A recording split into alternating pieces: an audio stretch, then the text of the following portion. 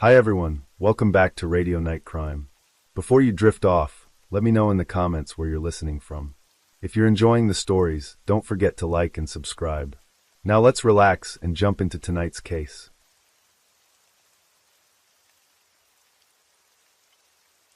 Story 1. Finland, a Nordic country on the Gulf of Bothnia, is known for its countless crystal-clear lakes, earning it the nickname Land of a Thousand Lakes. The nature here is incredibly beautiful. In the southwest of the country lies the small town of Ulvila, one of Finland's oldest towns with about 14,000 residents. The town mostly consists of standalone houses, not far apart, living a slow, peaceful life. In Ulvila, there was a family consisting of Jukka S. Lottie, 51 years old, and his wife Anneli Orvokiau, 10 years younger than him. They had 4 children, a 9-year-old daughter, a 7-year-old son, a 4-year-old daughter, and a 2-year-old daughter. The family of 6 lived a serene life until one day in 2006, when a case unfolded that became one of the most controversial in Finnish legal history. Now let's go back to December 1st, 2006, to find out what happened in that small house. A call lasting over 4 minutes. The woman in a state of panic said a robber had broken into her house.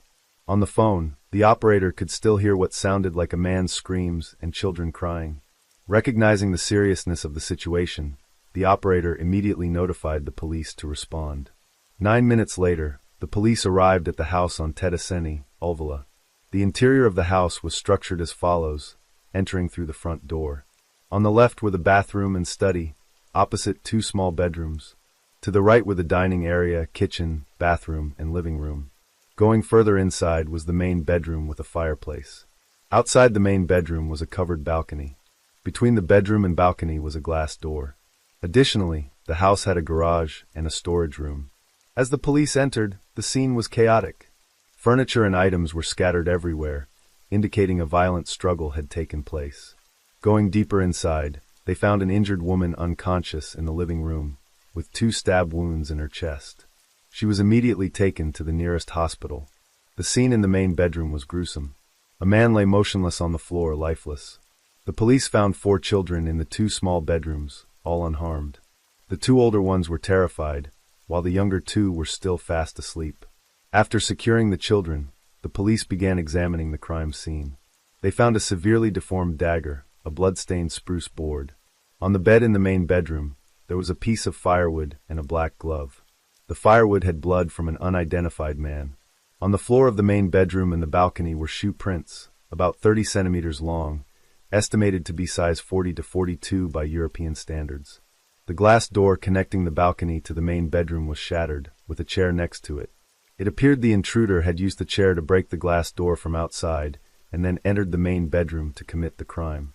The victim's blood was found on the doorframe, floor, and walls. On the victim, the balcony, and the broken glass door, there were brown synthetic fibers, possibly from the intruder's clothing. The forensic examination revealed the victim had severe injuries to the head and face from blunt force trauma. There were multiple stab wounds on the body, which based on shape and depth, were determined to be caused by the dagger found at the scene. The cause of death was a traumatic brain injury. One day after the incident, the woman who had been rushed to the hospital, Anneli, was out of critical condition. This woman, Anneli, was the victim's wife, Jukka.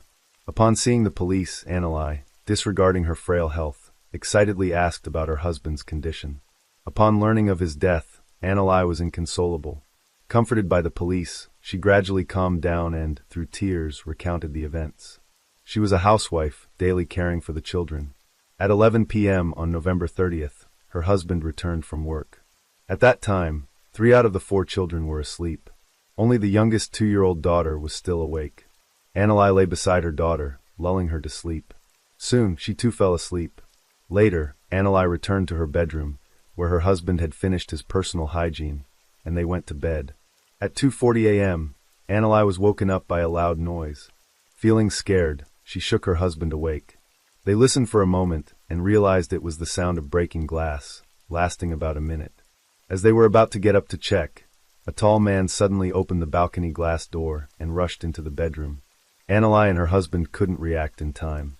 They were attacked by the man. In the pitch-dark bedroom, almost nothing was visible, making it impossible to identify the assailant's face. But under the faint moonlight, they saw he was tall and muscular, about 1.85 meters, wearing black clothes and a mask covering his face.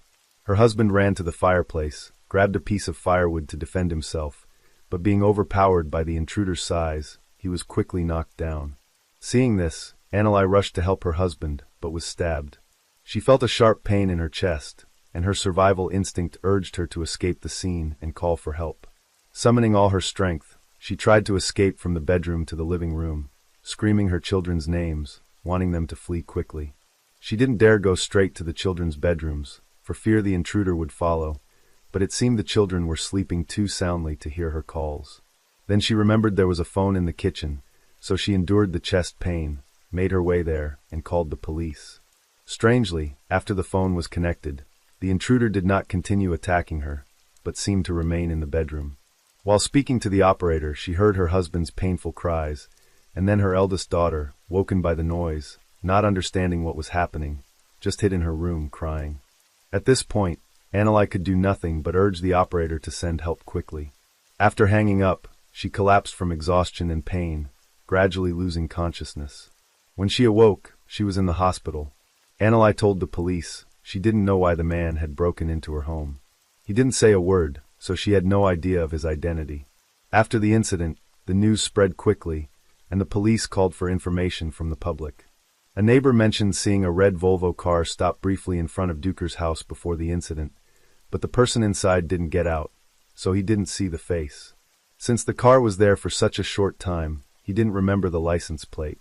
At that time, there were no surveillance cameras near Duker's house, making it impossible for the police to verify this lead, which was left unresolved. The victim, Duker S. Lottie, born in 1955, was a social psychology professor and human resources trainer.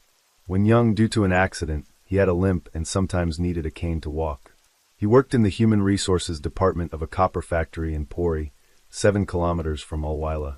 This copper factory provided jobs for many Ulwila residents, with some families working there over generations, having good relations with each other.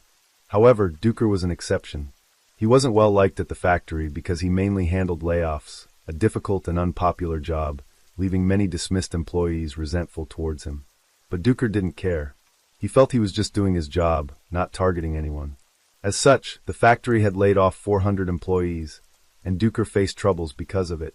He was threatened on his way to work, with people throwing stones at him, making faces at him, scratching his car, even spraying derogatory words on his car windows.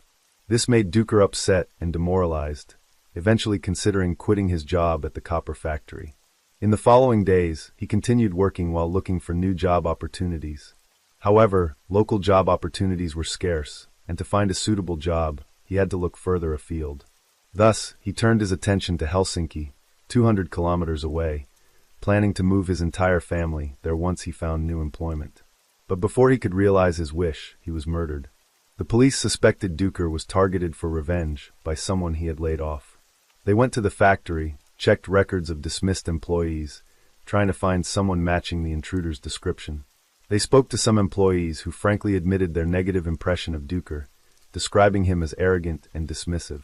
After being fired, they felt wronged and admitted to some retaliatory actions, but only harmless pranks.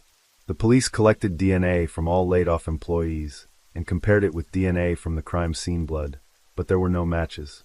After further investigation, all factory employees were ruled out as suspects. Just when the police were at a dead end, the Ulvila Emergency Response Center provided them with a clue. It turned out that on the day of the incident, when Anneli called them, the entire call was recorded. Within the recording, there was a segment that seemingly included the voice of the perpetrator. The police analyzed this recording, and besides Duker's screams, there was indeed another man's low voice. Although the voice was somewhat muffled, it was clear it wasn't Duker's. Therefore, they released this recording to the public to seek leads. Afterwards, investigators collected nearly 700 DNA samples in Ulvila, but still found no match. Time passed. The case remained unsolved, and the pressure on the police increased. During the investigation, there was also a misstep. 8 months after the incident, in July 2007, the police received an anonymous letter accusing that the suspect in Duker's case was an actor named Kai Tanner. Acting on reasonable suspicion, the police detained Tanner for 7 days. However, they found no evidence linking Tanner to the crime, forcing them to release him. After his release, Tanner was furious, accusing the police of abusing their power and arbitrarily detaining an innocent man. During his detention, he not only lost several job opportunities, but also suffered significant psychological stress. Therefore, he demanded compensation and eventually received 11,000 euros. After Tanner's incident, the case still showed no progress. At this point, the police's investigation direction completely changed. They shifted their suspicion to Duker's wife, Anneli. They believed that having investigated many people without leads, it was time to change their approach, initiating a secret investigation into Anneli, gathering information through wiretapping her phone. Anneli, born in 1965 in the small town of Karina in southern Finland, was the eldest child in her family, with a younger brother named Ari. Her family loved boating, and as the eldest, Anneli was cherished by her parents. Later, she moved with her family to settle in Turku. Anneli was admitted to Turku University of Economics to study economics, with the hope of securing a high-paying job. However, contrary to her expectations after graduating, she couldn't find a satisfactory job, which worried her and led her to attend specialized job training courses. At that time, Duker was teaching social psychology there. Anneli was open and active in class, often seeking Duker's help with questions she didn't understand. Thanks to her excellent performance, she was later hired by the Employment and Economic Development Office, and also became an instructor, transitioning their relationship from teacher-student to colleagues. They worked in the same office. Although Duker was 10 years older than Anneli and was married, he still fell in love with her. Anneli was also attracted by Duker's talent, and they came together. In reality, at that time, Anneli was living with a boyfriend named Jens Rurik Kuker, but she chose to keep this a secret. We'll talk about Kuker later. Not long after, Anneli became pregnant with Duker's child. Duker was thrilled and decided to divorce his wife. Anneli also broke up with Kuker, and after they registered their marriage, they moved to the town of Ulwila. Anneli gave up her job to become a full-time housewife, while Duker found stable employment at the copper factory in Pori, providing a stable income, and the family lived happily. After Anneli gave birth to several more children, she began to gain noticeable weight. Therefore, she started a strict diet regime, trying various weight loss methods. She created a social media channel, sharing her weight loss experiences and parenting tips, gaining some attention. She became more confident. Later, she even participated in a housewife strike to advocate for financial support for housewives without income. Life continued peacefully until the tragedy struck Anneli's family. Time passed, and Anneli gradually overcame the grief of losing her husband, focusing on raising her children. In April 2009, a man named Marku entered Anneli's life, pursuing her intensely. He often visited her house to play with the 4 children, and their relationship was very harmonious. Marcus said he had been divorced for 5 years and was looking for a life partner. Until he met Anneli, he understood what true love was. Anneli was moved by Marcus' sweet words, accepted his affection, and planned to move in together after some time. Just as she was about to wave goodbye to the past and start a new life, reality hit her hard. In September 2009, nearly 3 years after the incident, the Pori District Court issued an arrest warrant, and Anneli was arrested by the police on suspicion of murdering her husband Jukka, with the reason being reasonable suspicion. Subsequently, Anneli discovered a shocking truth. Her new boyfriend, Marku, was not a divorced single man, but an undercover cop planted by the police to extract the truth about Jukka's case from her. Anneli affirmed her innocence, even agreeing to take a lie detector test with the police's psychological expert, but ultimately she did not pass. Although legally, the results of the lie detector test could not be considered evidence, it further convinced the police that she was the perpetrator. Under constant pressure and guidance, Anneli felt devastated, saying, "I don't know what else to do. If admitting I killed my husband would help, then I would have done that." This statement showed her confusion and helplessness, but the police took it as a confession, believing they had won. For years after the incident, in April 2010, the case went to trial at the Satakana District Court. Defendant Anneli was charged with murder, which she denied. The prosecutor pointed out that based on the clues they had, there was an emotional conflict between Anneli and Jukka. On the day of the incident, they argued in the bedroom, and the conflict escalated, leading to them throwing things at each other. The firewood in the fireplace and the kitchen knife became their weapons. During this, Juka stabbed Anali with the dagger, but missed vital areas. Then Anali grabbed the dagger and stabbed Juka, rendering him unconscious.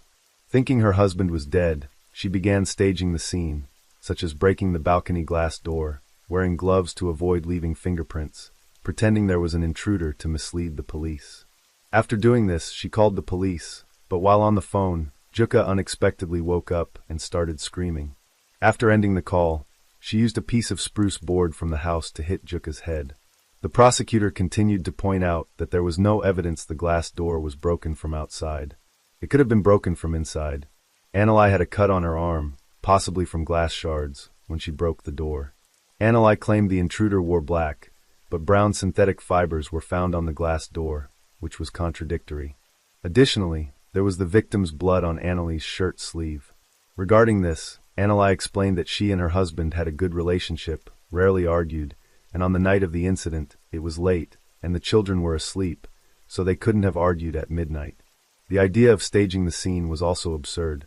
About the color of the intruder's clothes that night, due to the darkness, she might have mistaken it for black, which isn't unusual. The prosecutor argued that Anali spoke to the operator too calmly, not like the normal reaction when describing her husband's injury. There was no intruder. Everything was staged by Anali, who had killed her husband and then fabricated the scene. The prosecutor believed the spruce board found at the scene was the murder weapon, but the defense argued it was just an unrelated item at the scene. There was debate over this. It couldn't be directly linked to the fatal injury, so this evidence was not convincing, and the truth remained unclear.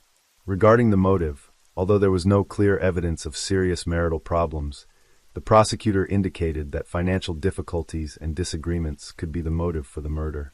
Specifically, Anali and her husband's financial situation was not promising, and after his death, Anali could financially. During the trial, Anali underwent a psychiatric evaluation, which found no mental illness, confirming she was criminally responsible. After 6 months of trials, the local court declared defendant Anali guilty of murder, sentencing her to life imprisonment. After the verdict, Anali disagreed and appealed. 8 months later, the appeal was heard at the appeal. Anali's eldest daughter, now 14, stated that she usually slept alone in one room, with her siblings in another. On the night of the incident, she was woken by her mother's screams. It was very dark, and she was so scared she just cried. Although she didn't know what happened outside, she could tell there was a strange man in the house, so she firmly believed her mother was innocent. The defense argued there was no evidence Anali had staged the crime scene. The brown synthetic fibers on the glass door were of unknown origin, thus not ruling out an intruder. The time from when Anali hung up to when the police arrived was only 9 minutes, too short to stage such a scene. Moreover, at the time of the incident, Anali herself was severely injured, fainting, and only waking up the next day. That day, a witness saw a red car stop near their house.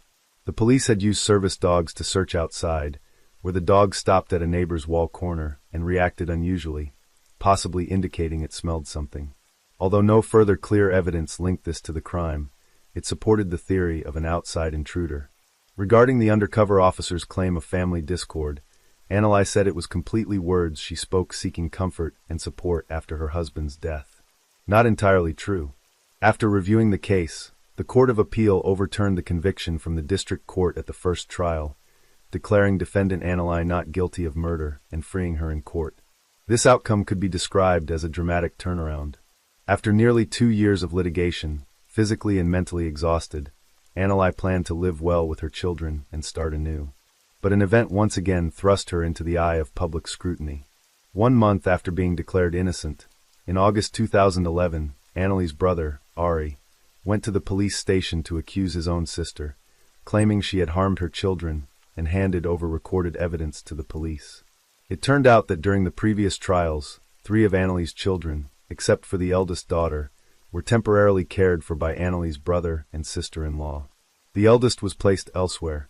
Ari told the police that his nephews and niece had disclosed some terrifying things. His sister had involved them in some kind of ritual, even sacrificing dozens of small animals. The second son saw his mother wielding a dagger, practicing with a wooden shield to protect her clothes, possibly a form of training to avoid getting blood on herself during the crime. The second son also told Ari that early in the morning of the incident, he was woken by noises outside the bedroom, then heard the dagger drop on the table, possibly even hearing the sound of a recording device. Ari speculated that his sister might have attacked her husband before calling the police, using a recorder to capture his screams, then playing that recording during the emergency call. His nephews and niece also told him that their mother and an unknown man had molested them, making them very uncomfortable, and even the neighbors' children were not spared. Initially, Ari was skeptical, believing his sister wasn't like that. However, the detailed descriptions from the children made him believe otherwise. Thus, he recorded their statements on video and handed them over to the police. With this lead, the police interrogated the 3 children living with Ari, who confirmed the video's content was true. Through the children's statements, the police quickly identified the man who had committed the crimes with Anneli as her ex-boyfriend, Kukka. After their breakup, they still kept in touch, and Kukka had visited Anneli's house several times. In September 2011, Kukka was arrested, but he firmly denied the allegations, saying he had never done such things. Anneli said she loved her children dearly, they were her life. As a mother, she couldn't do such things to her children. All of this was a scheme by her brother Ari. Their relationship had been bad since childhood, with Ari always trying to drive a wedge between her and their parents, now inciting her children to say these things to seize her assets. In 2012, audio experts analyzed the emergency call recording, trying to determine if any parts were edited or pre-recorded. No anomalies were found, but they couldn't accurately determine how many people were in the recording. Later, the police investigated the allegations against Anneli and Kukka. They questioned Anneli's eldest daughter and the neighbor's children, who all claimed ignorance of the matter. But Anneli's 3 other children insisted it happened. In June 2012, the Southwest Finland District Court sentenced the 2 to 7 and 10 years in prison for molestation and causing harm, respectively. Among the court's evidence was a painting by Anneli, believed to be a symbol related to the ritual. Anneli and Kukka disagreed with the verdict. A year later, the Turku Court of Appeal upheld their guilt, adding 6 more months to Anneli's sentence, making it 7 years and 6 months. Kukka's sentence remained the same. That year, the police revealed more investigation details. It turned out the unidentified blood at the crime scene belonged to an officer who had accidentally cut his hand during the scene examination. This news led to severe public criticism of the police's unprofessionalism, with some suggesting their negligence had complicated the case, preventing resolution. Despite investigative errors, this also proved no third party was present at the crime scene.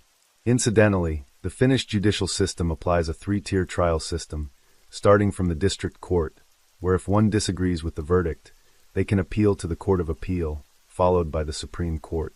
Usually, the Supreme Court doesn't re-examine the facts of the case, but focuses on legal interpretations and applications. Not all appeals are taken up by the Supreme Court.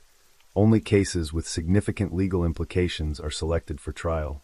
Regarding Yuka's case, because Anneli's children provided new evidence, the Supreme Court took up the case and ultimately decided to send the file back to the district court for retrial. This meant all judicial procedures would have to start over. In December 2013, Yuka's case was retried at the Satakunta District Court. The prosecutor argued no outsider was at the crime scene. In the second son's testimony, his mother making a wooden shield for practice indicated premeditation. The footprints found at the scene were about 30 centimeters long, suggesting a European shoe size of 40 to 42, implying the perpetrator wasn't very tall. But Anneli claimed to have seen a tall man in black, creating a contradiction. After review, the district court declared defendant Anneli guilty of murder, sentencing her to life imprisonment. Anneli disagreed with the verdict and appealed. More than a year later at the appeal trial, the judge noted that the police had not protected the crime scene as required during the investigation, leading to the presence of unrelated blood. There was a possibility of evidence tampering. Key evidence at the scene was not convincing, and the existence of an intruder couldn't be ruled out. The second son's testimony was also unreliable, possibly influenced by others. No brown synthetic fibers were found on the defendant, no evidence she staged the crime. After review, the Court of Appeal declared defendant Anneli not guilty of murder. However, since she had previously been sentenced to 7 years and 6 months for molestation and hadn't completed her sentence, she remained in prison. In June 2015, both were temporarily released. 1 year later, Anneli filed a lawsuit in the Southwest Finland District Court seeking compensation for mental distress. She stated that since 2009, she had suffered mental torment for 7 years, with the police not only failing to catch the real perpetrator, but also making her an unjust criminal. Therefore, she demanded state compensation and sued 50 police officers involved in Yuka's investigation. Ultimately, Anelli won the lawsuit, receiving €545,800 in compensation. Not until 2021 to 2023 did Anelli's children reveal to her defense attorney that when they were sent to Ari's house, they were treated with disdain, never receiving kind treatment. Their aunt even suspected their mother of stealing their sailboat, often scolding them. Their daily food was just porridge. Later, Ari began to incite and teach them to say their mother had killed their father, making up many fantastical stories. In reality, their mother had not organized any rituals or bullied them with her ex-boyfriend. Ari always implied their father's death was related to their mother, but they didn't understand his intention at the time. They only said what Ari taught because it would get them more food. After their mother went to prison, Ari cut off all their external communication.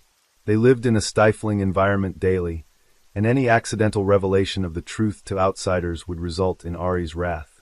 Over time, they dared not mention it again. It wasn't until their mother was released that they spoke about what they had experienced over the years. Therefore, they now wish for the court to annul the verdict against their mother and her ex-boyfriend. Currently, the court is in the process of legal proceedings to annul the verdict. Most of the documents are still not public, and the truth awaits further investigation. Regarding Yuka's murder, even though Anelli went through all judicial procedures and was finally declared innocent, many still harbor suspicions. There are many supporters and opponents, with neither side fully convincing the other, leaving much room for debate. Facing public pressure, Anelli chose not to avoid but actively confronted it. She published a book detailing her experiences and has given multiple television interviews. In front of the camera, her face, both sad and resilient, moved many. She tried to prove her innocence and find the real perpetrator. As for whether Anelli truly killed her husband, perhaps only she knows.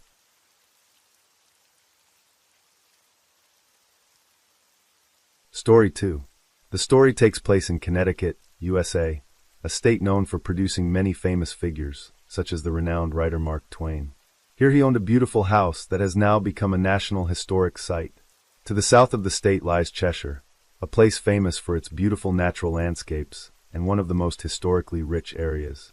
In a residential area of Cheshire, within an upscale neighborhood with sparse population, lived the Petit family. The head of the household was William, 51 years old, an endocrinologist at the Central Connecticut Hospital. His wife Jennifer, 48, was the director of nursing at the Cheshire Academy Health Center. They had 2 beautiful daughters, Haley, 17, who had just graduated from Miss Potter's school, and the youngest, Michaela, 11, attending Chase Collegiate School. The Petit family lived in a spacious 2-story house with a lush green lawn in front, where all 4 members often played together. The ground floor included the living room, kitchen, sunroom, and the bedroom of William and Jennifer. The upstairs housed the rooms of the 2 daughters. Additionally, there was a basement used for storage. The year 2007 marked the 22nd wedding anniversary of William and Jennifer. Their relationship was still warm and loving, with rare arguments. The 4 of them lived in complete happiness. However, amid this peaceful life, disaster suddenly struck. Monday, July 23, 2007. John, William's father, was driving to his son's house. He had received a call from the security company informing him that the fire alarm at his son's house was sounding, but no one was answering. They contacted John, asking if he could reach William. After receiving the news, John tried calling his son and daughter-in-law several times, but no one answered. It was summer vacation, and his granddaughter should have been at home. So why was there no response? The more he thought about it, the stranger it seemed. John pressed down on the accelerator, speeding towards his son's house. A short while later, as he approached, John saw Jennifer's car parked by the road, heavily damaged. He noticed a group of police officers and firefighters gathered in front of the house. The once pristine white walls were now blackened by fire, with lingering smoke around. John broke into a cold sweat, mentally preparing for the worst. The police informed John that his daughter-in-law and 2 granddaughters had passed away, with only his son surviving. After hearing William recount the events, John was so shocked he collapsed to the ground. Rewind to the day before, July 22, 2007. At 7 p.m., William and Jennifer were sitting on the sofa in the living room, relaxing while watching TV. Their youngest daughter Michaela came over with a bright smile, asking her mother to take her to the supermarket. Despite being just 11, Michaela loved cooking. She felt that bringing delicious meals to the family was a joy. Sometimes Michaela took on the role of the family chef, handling everything from buying ingredients to cooking. Seeing her obedient and sensible young daughter, Jennifer was full of love. She stood up, taking Michaela's hand to go to a nearby supermarket. Mother and daughter chatted happily as they shopped, quickly returning home with the necessary ingredients. However, they were unaware that a man was secretly following them from behind. Back home, Michaela made Italian bread and pasta. After dinner, it was bedtime, and everyone headed to their rooms. William sat on the sunroom couch, the pleasant air lulling him to sleep. He didn't know how long he had been asleep when he was jolted awake by a heavy blow to the head. It was 3 a.m. William woke up with severe pain on his forehead. Opening his eyes, he saw two masked robbers, one holding a blood-stained baseball bat, the other a gun. Both were large and muscular. One said, "If he moves, shoot him." William realized they were talking about him. He didn't dare resist, holding his breath and lying still. They tightly bound William's hands and feet, covering his head. Then, they brutally interrogated him about the safe's location. William said there was no safe in the house. Hearing this, they left the sunroom. Unable to see, William could only judge the changes around him by sound. He guessed it was around 4 or 5 a.m. because he heard birds chirping outside. Then the robbers took him to the basement, tying him to a column. One of the robbers was even kind enough to give him a sofa cushion and a blanket. Despite trying to stay alert, the severe head injury was too painful, causing William to drift in and out of consciousness as he tried to think if he had offended anyone. William was 51, from a well-off family, one of 4 siblings, graduated from the University of Pittsburgh, and then became an endocrinologist, serving as the medical director at the Diabetes Center at Central Connecticut Hospital. Known for his gentle nature and hard work, he rarely had conflicts with others. Now attacked, he thought it was just for money, that his house was randomly chosen for the crime. This thought made him even more anxious. At that moment, his greatest worry wasn't his injury, but his wife and daughters upstairs, because after throwing him into the basement, the robbers had gone up. Time seemed to stretch endlessly, every second filled with fear. William couldn't tell time anymore, nor how long he had been tied up, nor what was happening upstairs. He tried to free himself because the basement door was not closed, and above was the kitchen. He heard Jennifer being held there, the robbers threatening her for the checkbook. A while later, William heard his wife's moans from upstairs. He shouted, asking what the robbers were doing. One answered, his tone completely different from before. Hearing this, William was shocked. Believing the robbers would kill all 4 family members, he struggled with all his might to free himself from the ropes and ran out of the house. His heart pounded so hard, it felt like it would burst from his chest. He stumbled to a neighbor's house for help. At 10 a.m., William, half dead, rang the neighbor's doorbell. Having lost a lot of blood, after briefly explaining the situation, he passed out. The neighbor quickly called 911, but it seemed everything was too late. In reality, by then, the police had already arrived at the scene and were lying in wait around the area. Half an hour earlier, one of the robbers drove Jennifer to a bank in Cheshire, demanding she go in alone to withdraw $15,000 in cash using a check. The other robber stayed behind, controlling the 2 children. Despite appearing calm, Jennifer's trembling hands betrayed her panic. She entered the bank alone, withdrew the money, and then mustered the courage to tell the teller that her husband and daughter were being held hostage at home. After speaking, she stood up and left, getting back into the car to return home. Upon hearing this, the teller was shocked and immediately called the police. After receiving the report, the Cheshire Police Department quickly discussed their strategy, setting up roadblocks. They then positioned themselves around the house, observing silently without immediate action. Jennifer returned home with the money, and the robbers bound all 3 family members in different rooms, preparing to commit heinous acts. Meanwhile, one robber discovered William had escaped, panicked, and then poured gasoline throughout the house, setting it ablaze. The police officers lying in wait watched helplessly as the fire raged, unable to do anything. They had no firefighting equipment, only trying to extinguish the fire with garden hoses, but their efforts were futile. By the time the fire trucks arrived, all 3 family members inside were dead. The police saw the 2 robbers trying to flee the house in Jennifer's car. Immediately, Patrol cars chased after them, ramming into their vehicle to stop their escape and apprehending the robbers on the spot. This was the scene John witnessed at the beginning of the story. Understanding the situation, John was in extreme pain. Fortunately, William had been taken to the hospital and was out of danger. The fire was extinguished. The police entered the house to examine the scene, finding only blackened furniture. Jennifer was found slumped in the living room, where the fire had started most intensely. Her body was completely deformed, burned beyond recognition. After the autopsy, the coroner concluded she had been strangled to death. With the time of death around 10 a.m., Haley was found on the second-floor staircase. Clearly, before her death, she had tried to escape her bonds and run from her bedroom, but failed. She had second-degree burns on her thighs and third to fourth-degree burns on her shins. Haley died from smoke inhalation around 10 a.m. Michaela was found in her bedroom, lying on the bed, apparently trying to escape, but with her hands tightly bound to the headboard, her lower body hanging off the bed's edge. The forensic examination showed that Michaela died from smoke inhalation, with burns on her body. The coroner concluded these burns occurred while she was still alive, also around 10 a.m. The incident caused outrage among the local residents. The Petit family was known for their kindness and willingness to help others, making their tragic end all the more heartbreaking for everyone. It was known that Jennifer, in high school, had been the captain of the dance team, beautiful and graceful, admired by many. After graduation, she worked as an oncology nurse at the Children's Hospital of Pittsburgh, where she met and later married William. Jennifer's career was very successful. Eventually, she became the director of nursing at the Cheshire Academy Health Center. However, one day, she discovered she had multiple sclerosis, MS, a disease that occurs when the immune system attacks the brain and spinal cord, affecting cognitive function, emotions, movement, sensation, or vision. Common symptoms include vision problems, fatigue, difficulty walking or maintaining balance, numbness, or weakness in the limbs. Jennifer did not give up on life because of this rare disease. She continued to work hard, actively fighting her illness.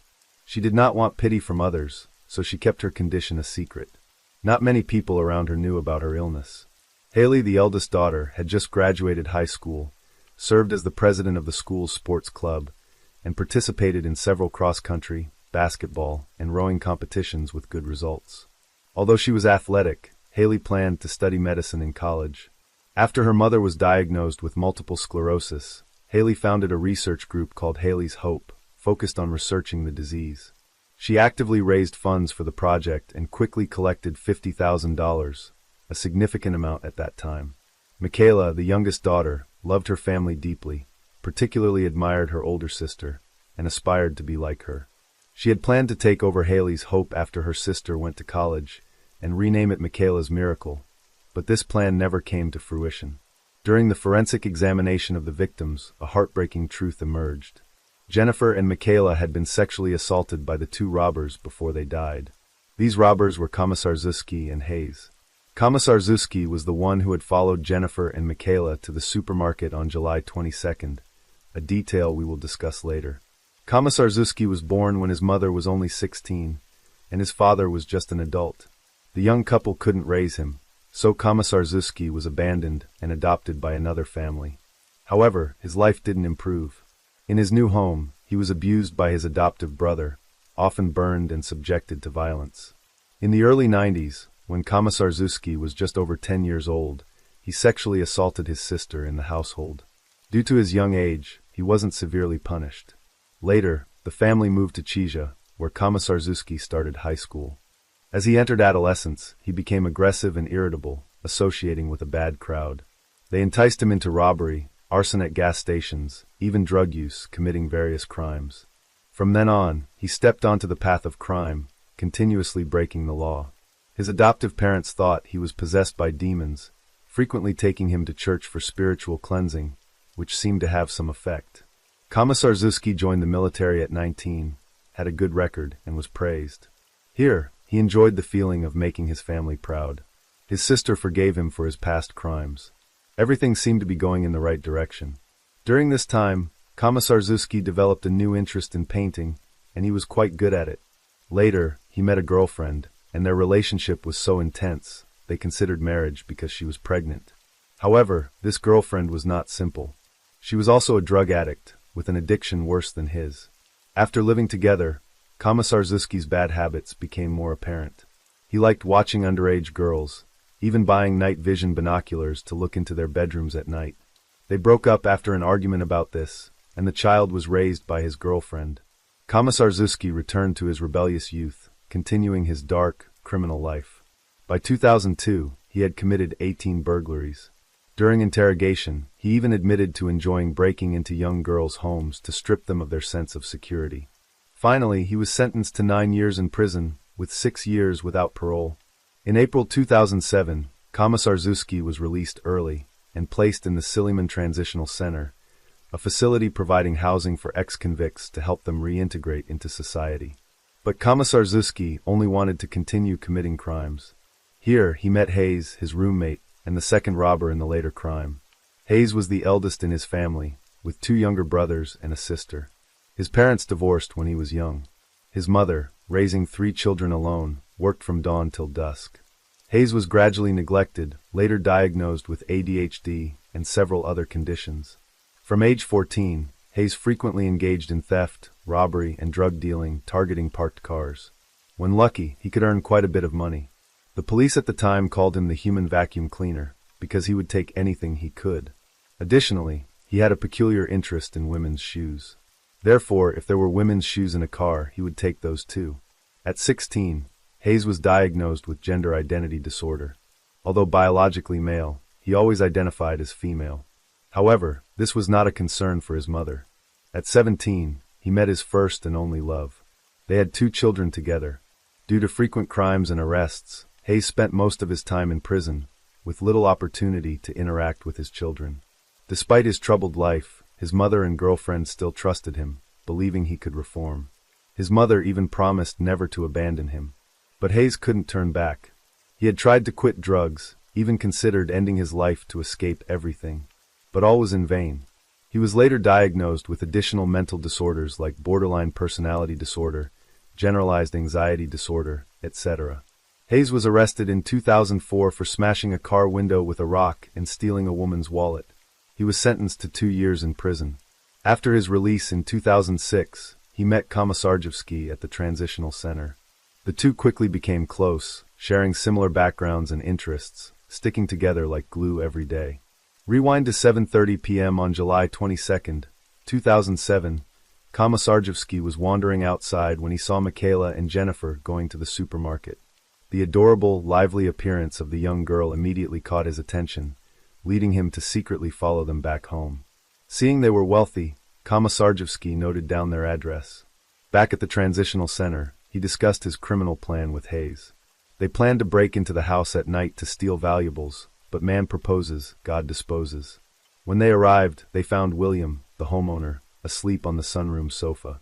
Hayes sneaked into the basement through an unlocked door, grabbed a baseball bat from the stairs, and hit William on the head 4 or 5 times. After subduing the family, the 2 robbers frantically searched for valuable items, eventually finding the checkbook. They demanded Jennifer go to the bank to withdraw $15,000 in cash as ransom. At the bank, Jennifer recounted what had happened to her family, with the bank's surveillance cameras recording everything. Initially, the teller thought she was delusional, but after further conversation, she realized Jennifer might not be lying. Jennifer told the teller the robbers were treating them relatively well. They just want money. With money, everything will be resolved. In a subsequent interview, the teller praised Jennifer as a brave woman. After Hayes brought Jennifer back home, he discovered Komisarzuski molesting Michaela, even filming the entire act with his phone. He then used provocative words to encourage Hayes to do the same to Jennifer. After realizing William had escaped, in panic, Hayes strangled Jennifer until she stopped breathing. The robbers poured gasoline on Jennifer, the living room floor, the bedrooms, and the 2 girls. After setting the fire, they quickly fled the house. 3 innocent lives were thus consumed by flames. After being arrested, the 2 robbers were tried separately.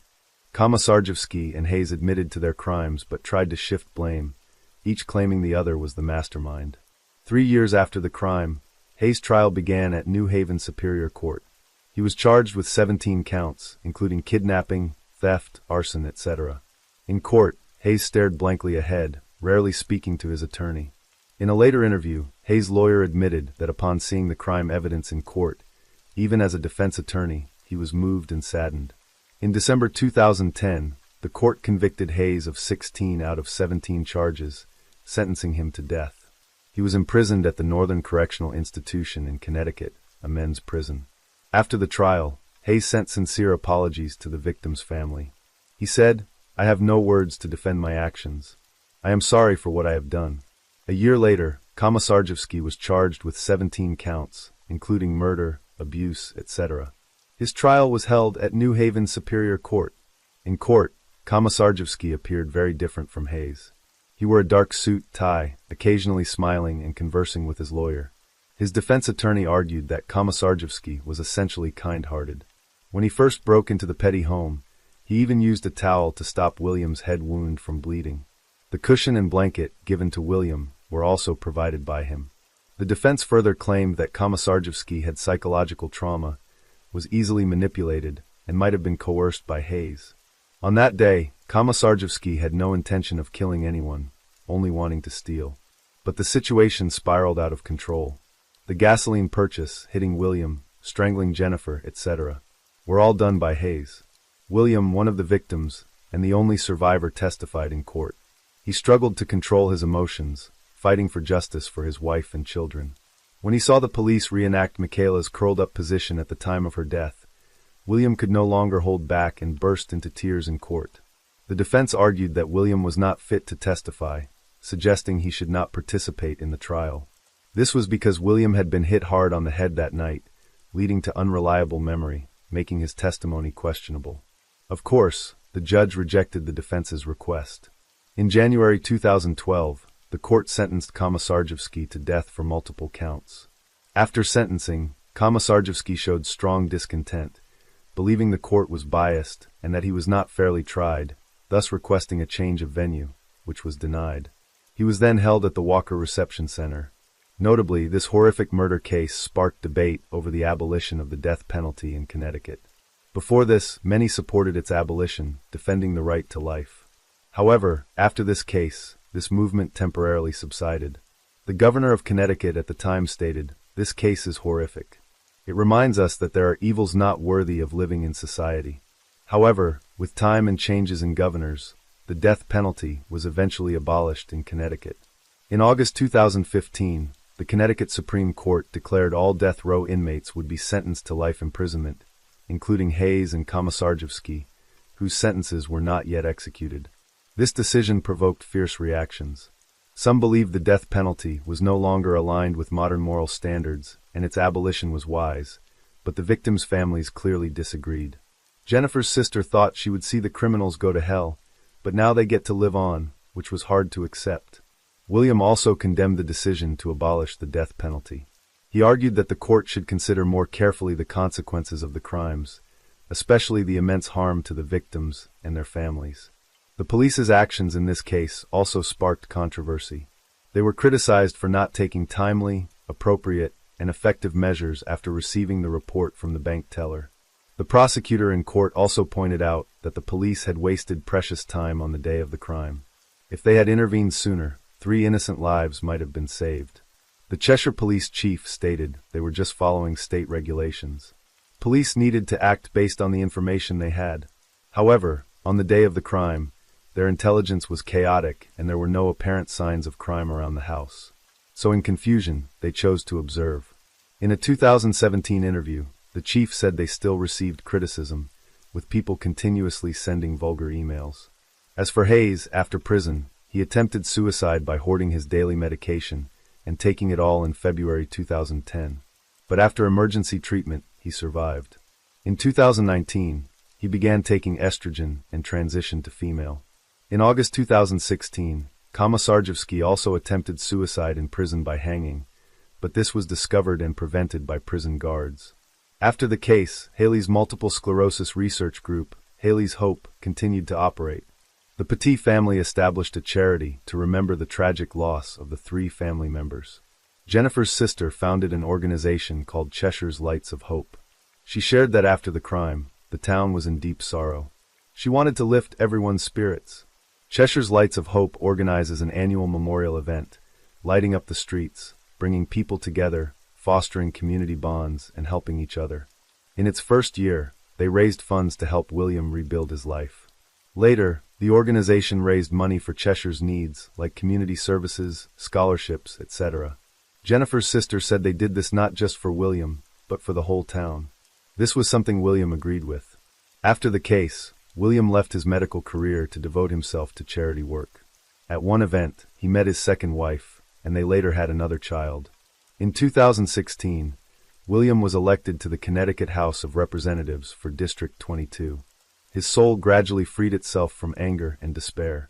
He knew the past couldn't be changed, but he could choose how to face the future. The house where his family once lived was demolished by William, replaced by a small park with a memorial for his wife and daughters inscribed with 3 angels.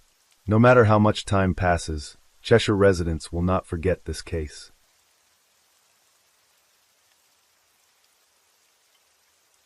Story 3. Anadahan Island, located about 177 kilometers north of Saipan, is a small island in the Mariana Archipelago in the Pacific. During World War II, 32 Japanese men and 1 Japanese woman were stranded on this island for 6 years. They had 2 guns and 1 woman among them. A series of absurd events unfolded on the island, leading to several deaths. In the end, the woman survived, while out of the 32 men, only 19 remained. What happened on that cold, desolate island? In 1939, encouraged by domestic policies, many Japanese citizens migrated to the islands Japan occupied for work and settlement. Kazuko Higa was only 16 at the time, but was among those who moved. She traveled a long distance from Okinawa, Japan to Saipan. The purpose of this journey was to find refuge with her brother. Soon after, she found work as a cafe waitress. Young and beautiful, Kazuko attracted admiration from many young men. One of them was Shoichi Higa, a young man from Okinawa who was fortunate enough to win her affection. After some time dating, when Kazuko was 18, they got married. Due to Japan's small land area, the Japanese government began migrating and occupying many Pacific islands. Shoichi's main job was to supervise the labor of some workers on the island. At this time, Kazuko's married life was very happy. In 1944, Shoichi's job changed. He was transferred to Anadahan Island and brought his wife Kazuko with him. Also accompanying them was Kikui Kairo Higa, the overseer of the plantation. Anadahan Island is a small island in the Mariana Archipelago in the Pacific, approximately 177 kilometers north of Saipan. This small oval-shaped island is about 9 kilometers long, 3.7 kilometers wide, with an area of nearly 32 square kilometers. There's a volcano on the island about 790 meters high. Additionally, there are many large coconut groves. The coconut plantations once thrived but were devastated by typhoons, leading to their decline. At that time, only about 20 local people were still working there, and Shoichi's job was to manage and supervise them. Not long after they arrived on Anadahan Island, World War II was nearing its end. Japan was on the losing side in the Pacific battles. It was a devastating defeat on the Pacific battlefield. Many islands initially occupied by Japan were gradually retaken by the U.S. military. At this point, Shoichi thought of his sister, who was still on a nearby island. Worried about her safety, he left Anadahan to visit her. No one expected that he would leave and never return. Now only a few local inhabitants remained on the island. The only Japanese left were Kazuko and Shoichi's boss Kikuchiro. Under such harsh conditions, the two grew close and soon started living together as a couple. Unfortunately, the peace on Anadahan Island couldn't last. Not long after, the island was bombed by the U.S. military. Kazuko and Kikuchiro hid in the dense forest in the middle of the island and survived. However, after such a bombing, all the plantations on the island were completely destroyed. Nearly all daily necessities and supplies were burned. They also lost all communication with the outside world. Anadahan Island truly became an isolated island. But fortunately, all 40 pigs and 20 chickens they raised survived the war. This was their chance to rely on and live off. As long as they took care of them carefully, they could live in peace. However, the world of just the two of them didn't last long. Something unexpected happened. On June 12, 1944, 4 fishing boats were attacked by the U.S. military near Anadahan Island. 3 of the boats sank to the ocean floor. The remaining boat was heavily damaged and sank shortly after. Many crew members died. Among them, one boat sank not far from Anadahan Island, so the survivors tried to swim towards the island.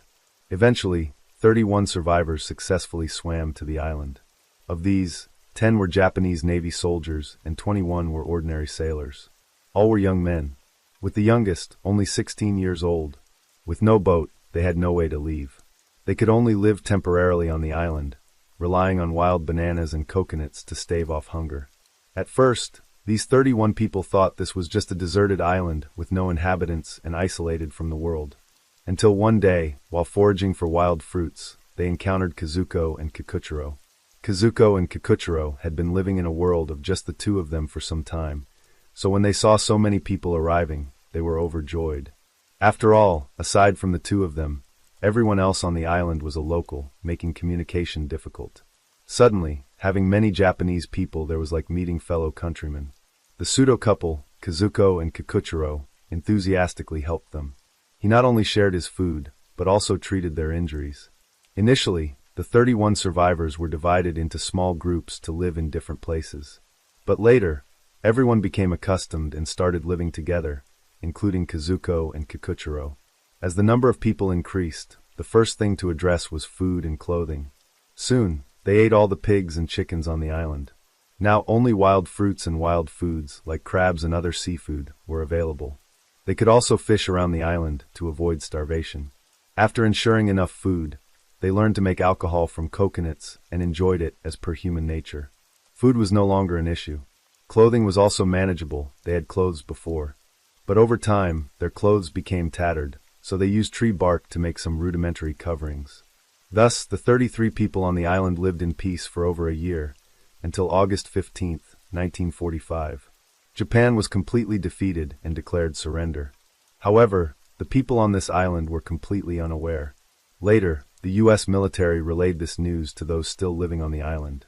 But they didn't believe it, thinking it was an American conspiracy, and refused to leave the island. However, the local inhabitants gradually left.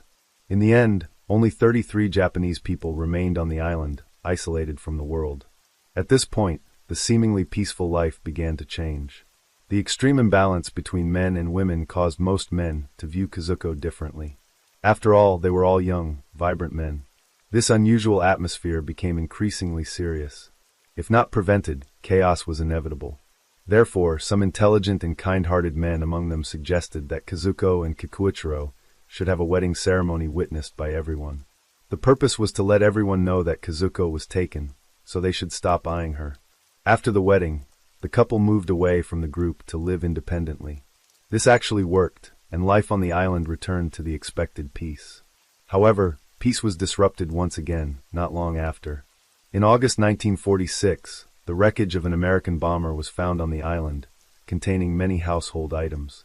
For instance, parachutes could be used to make clothes. There were also 4 broken handguns and 90 bullets. You see, some on the island had military experience and knew how to use guns proficiently. Eventually, 2 of the 4 broken guns were repaired. Now equality was no longer present. On this isolated island, whoever had a gun held the power. Guns were symbols of authority. Whoever had power could command others. The appearance of these 2 guns completely changed the fate of the 33 people on the island. First, let's temporarily call the 2 gun repairers Yamamoto and Yamaguchi. They immediately became the rulers of the group. As rulers, they wanted to hold the best things in their hands. Without a doubt, what they most desired on the island was Kazuko Higa. They used the guns to force Kazuko and her husband to submit. Under the pressure of power, Kazuko had no choice but to silently endure. But things were not that simple. Not long after, the first death occurred on the island. A man fell from a coconut tree and died. Only Yamamoto and Yamaguchi were the witnesses. Coincidentally, the deceased had previously clashed with Yamamoto and others. This incident made everyone suspect that his death was related to Yamamoto and Yamaguchi. This made those without guns start worrying about their own safety. However, Yamamoto did not care and became even more arrogant. Someone else who plotted to take advantage of Kazuko was shot by them. This action further terrified everyone, making them worry that they might be next. At this point, the focus was no longer on Kazuko but on these 2 guns. The atmosphere on the entire island became tense and oppressive. If anyone was most afraid at this moment, it was undoubtedly Kazuko's husband. He had to live every day under the surveillance of Yamamoto and Yamaguchi. There was always the possibility that one day, if they weren't pleased, they might eliminate him immediately. So Kikuchiro came up with a plan.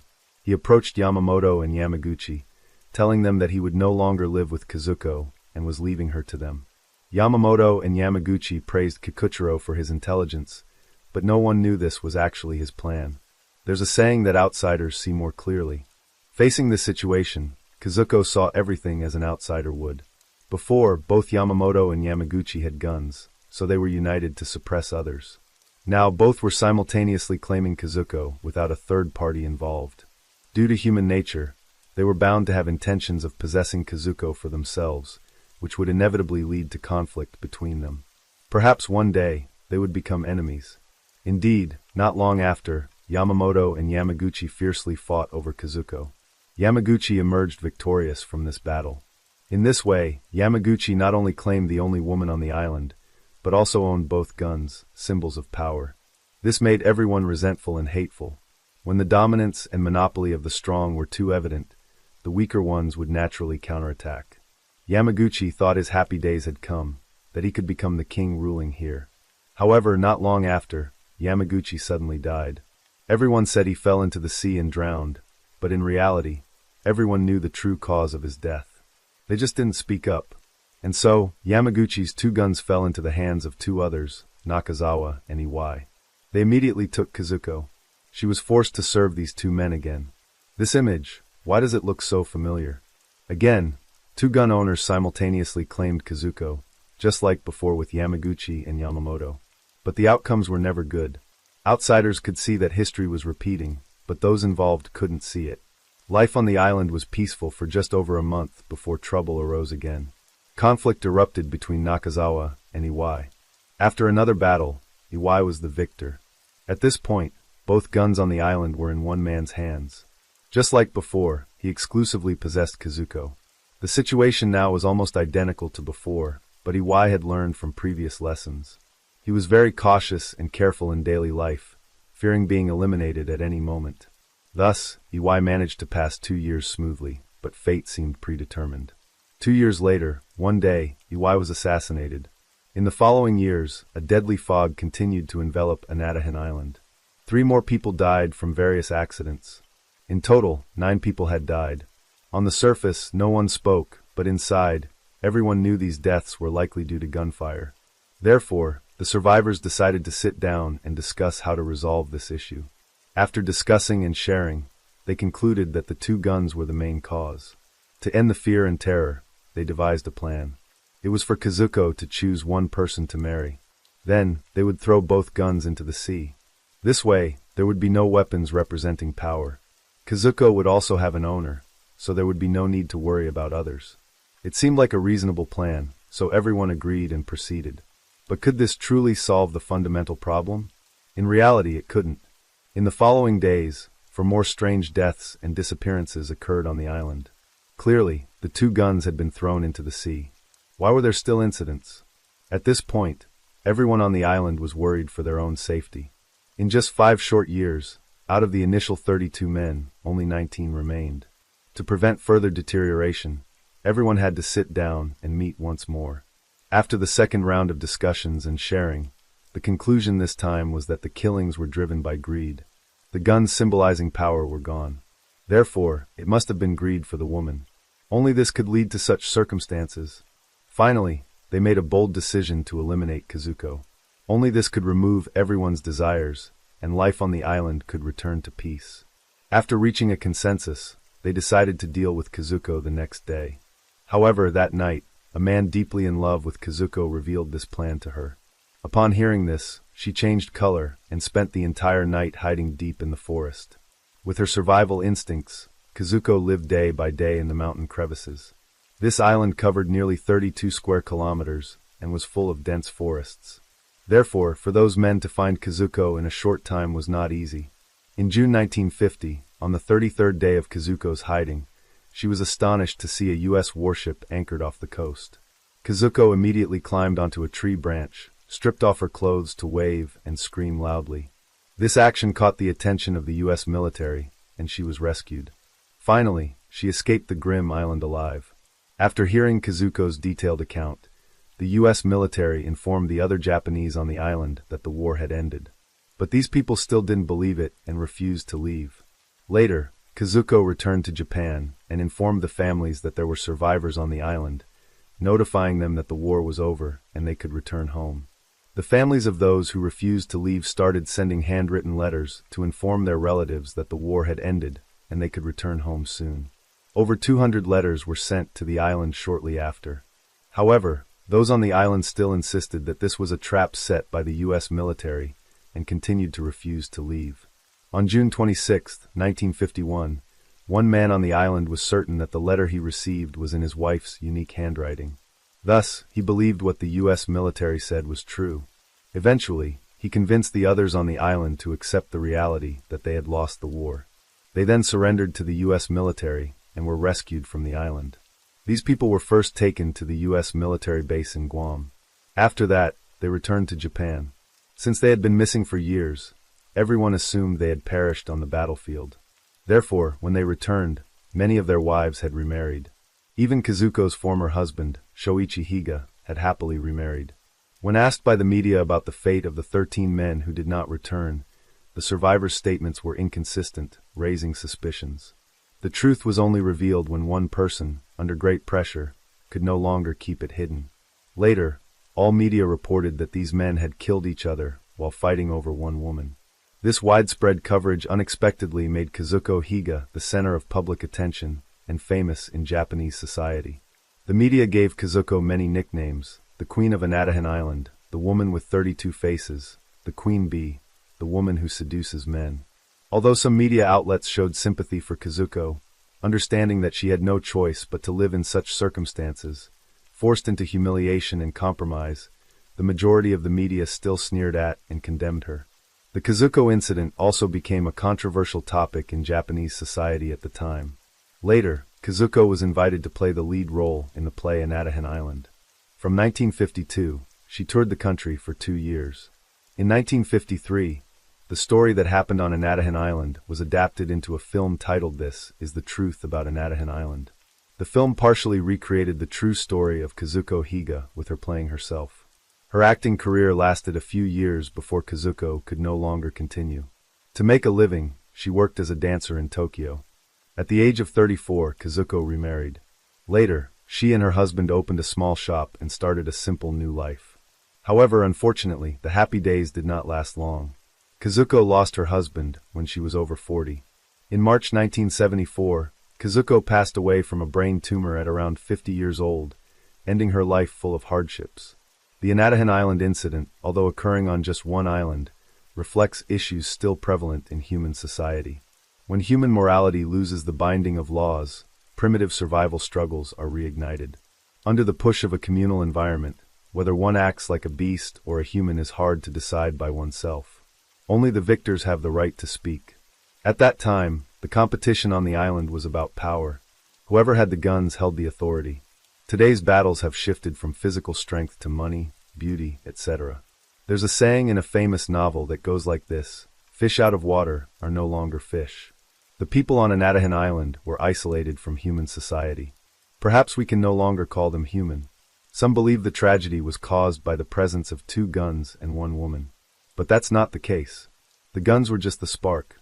The real cause was human desire. Human nature cannot withstand temptation. The presence of the only woman on island, and the guns were merely catalysts that accelerated the conflicts. Later, the islanders criticized Kazuko, claiming she brought death and terror to the island. They even tried to harm her. But have they ever considered that if each person could control their desires, would the outcome have been different? For Kazuko, it's clear she deserves our sympathy. Despite this, some media continued to criticize her. In reality, she was a weak person under the influence of power and violence. Indeed, there was no other way but to accept and comply. Some might ask, after living on the island for many years, why didn't Kazuko get pregnant?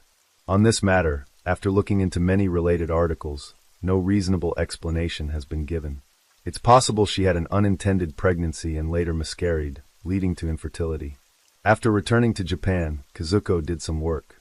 This was not ideal, but she was extensively covered by the media and became a well-known name, mostly with negative evaluations. In such circumstances, did she have any other choice to survive? This event clearly demonstrates the terrifying nature of human hearts. Perhaps this is why rules, laws, and other systems exist. These not only protect certain vulnerable groups, but more importantly, they maintain balance in society.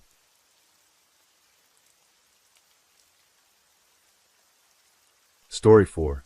The sudden passing of actress Tang Mo on February 24, 2022, shocked Thai society and caught the attention of international media.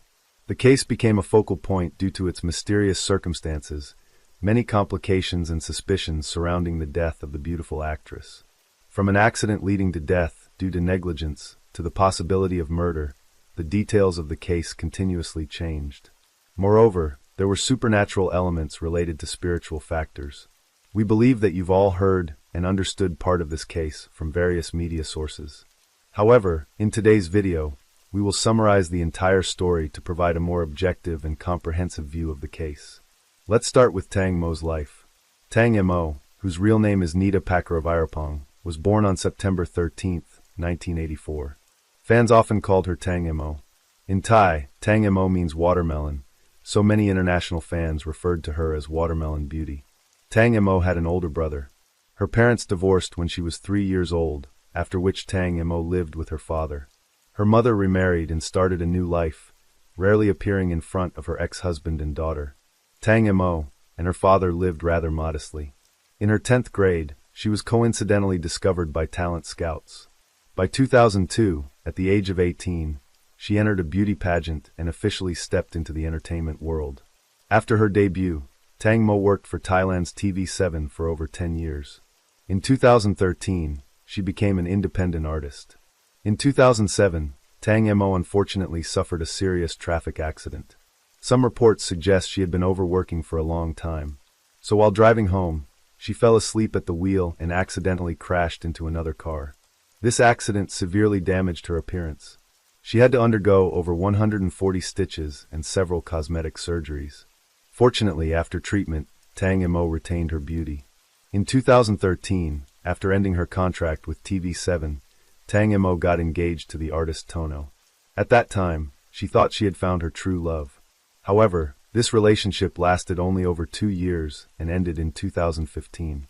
After the breakup, Tang Mo suffered from depression for some time. She even took sleeping pills and cut her wrists in an attempt at self-harm. Luckily, she was rescued in time. This incident led Tono to face strong public criticism. Ultimately, Tang Mo held a press conference to apologize to all affected parties.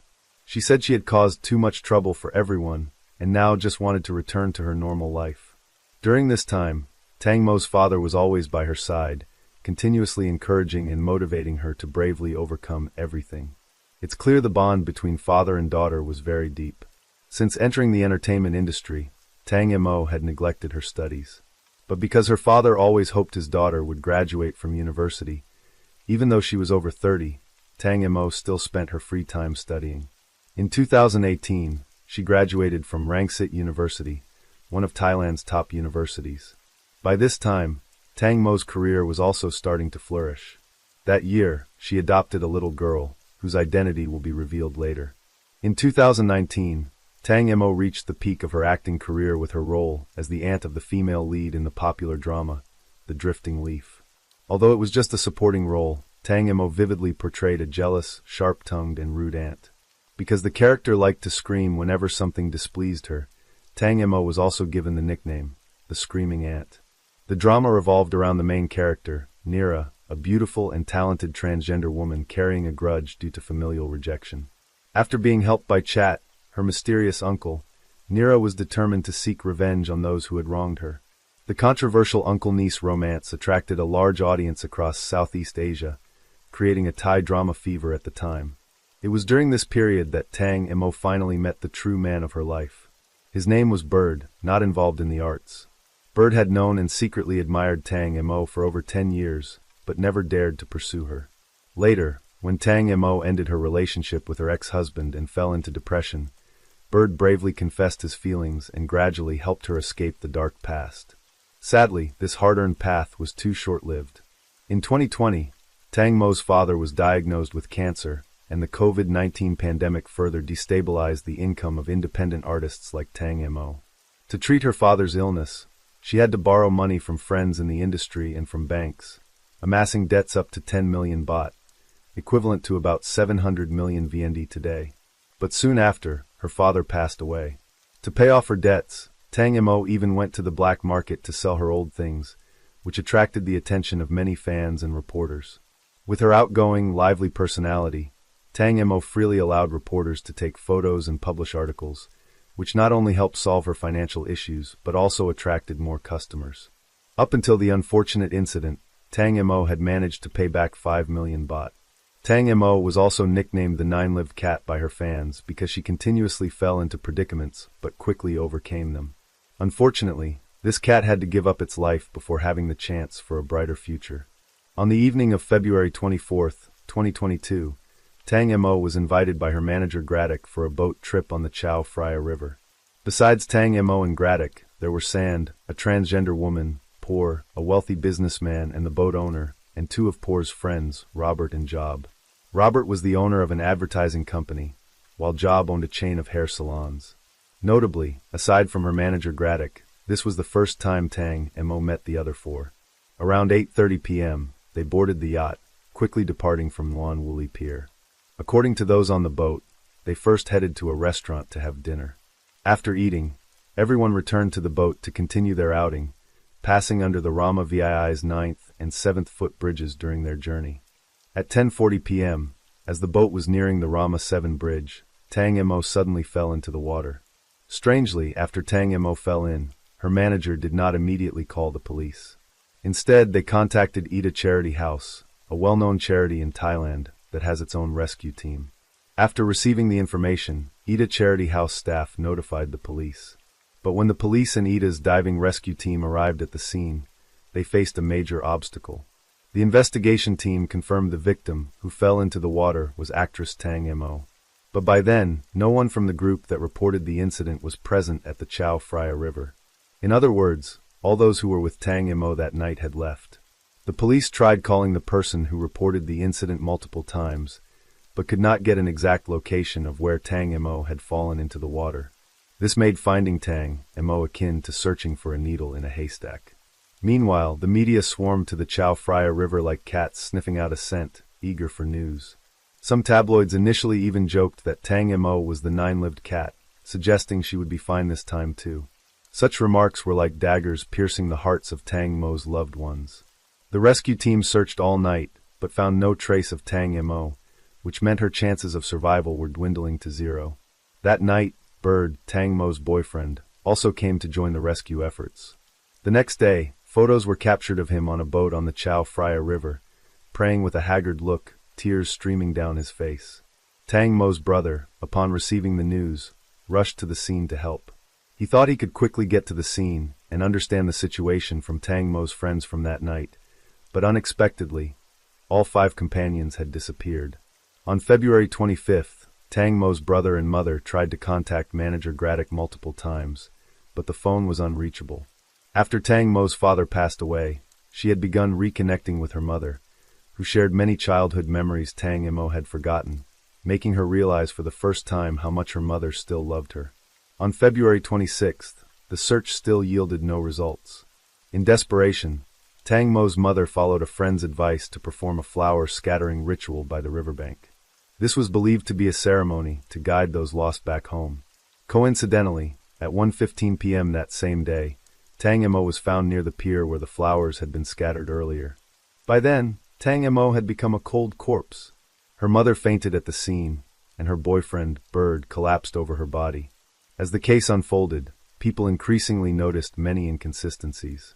At the press conference following the incident, manager Graddock explained that Tang Mo fell into the water because she slipped while trying to use the bathroom at the back of the boat.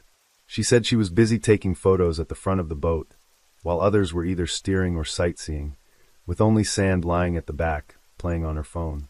At the time, Tang Mo said she needed to use the bathroom, but the onboard toilet was broken. Manager Graddock even complained, "Why didn't you go when we were on land?" The transgender woman, Sand, stated that Tang Mo went to the back of the boat, held onto her legs with one hand, and leaned her buttocks outside to use the bathroom. Because the boat was moving too fast and there were large waves, the situation became dangerous. Sand admitted she was the first to see Tang Mo fall into the water and screamed loudly for everyone to stop the boat and start searching for Tang Mo. But due to the late hour, the unfortunate actress quickly disappeared into the vast river. Hearing this, the explanation for Tang Mo falling into the water seemed utterly implausible. She was wearing a one-piece jumpsuit that day.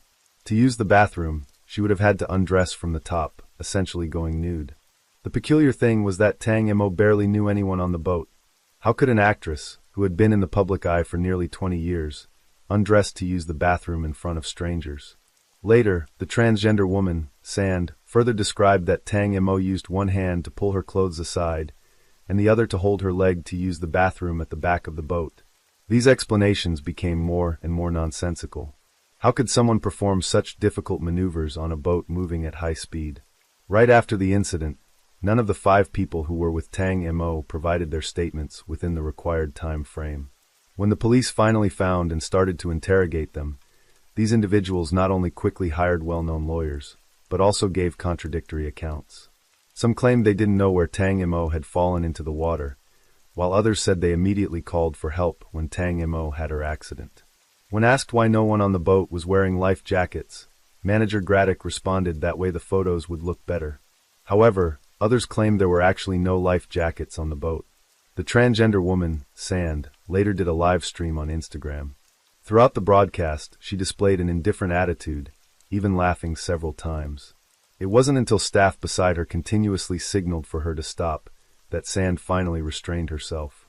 One day after the incident, manager Graddick only then returned calls to Tang Mo's family, and during the more than 30 hours before the body was found, some fans noticed that 7 posts on Tang Mo's Instagram account had been continuously deleted, even though her boyfriend and family did not have access to her Instagram password. Thus, the person who could have deleted these posts after Tang Mo's death was likely manager Graddick. To this day, no one knows what the content of those 7 deleted posts was.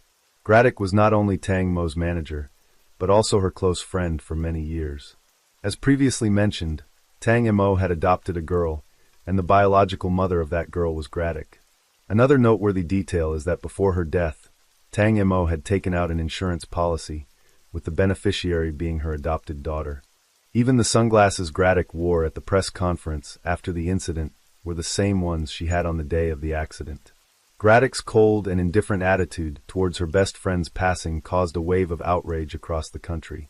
First, after Tang Mo fell into the water, Graddick did not stay at the scene to wait for the rescue team, but instead rushed home to shower and quickly went to sleep around 1 a.m. The next day, she took particular care with her makeup before leaving home. When asked by a reporter, "Why didn't you inform Tang Mo's mother immediately after the incident occurred?" Graddick answered, "I don't know her. Besides, she doesn't know how to dive. Even if I informed her, it would be pointless." Such logic truly baffled everyone. Tang Mo's mother revealed that before the incident, Tang Mo and her manager Graddick had a heated argument. They hadn't communicated for 3 months. Graddick immediately denied this information. She said that she had lived with disagreements. They never had a Cold War that lasted more than 1 night. However, another close friend of Tang Mo, Anna, a famous Thai speaker, said Tang Mo and Graddick had a conflict not long ago. She even mentioned wanting to change her manager. When Tang Mo's mother asked, "You say you have a close relationship with my daughter, so why didn't you immediately go to save her after the accident?" Graddick said she didn't know how to swim. However, on this woman's social media, there was a video of her swimming with her daughter not long after the incident. Tang Mo's mother received an anonymous package containing a mysterious CD and a piece of paper with strange symbols. She handed these items over to the police. The investigation team discovered that the CD contained Enter Sandman, the music video depicting a child having a nightmare. In the dream, there were images of police falling from heights and drowning, among others. The lyrics also mention words like eternal departure, sleep, soul. The last time Tang Mo went live on Instagram before her death was on a speedboat. She was sitting on the boat, drinking and humming along to the music with a sweet smile always on her face in front of the camera.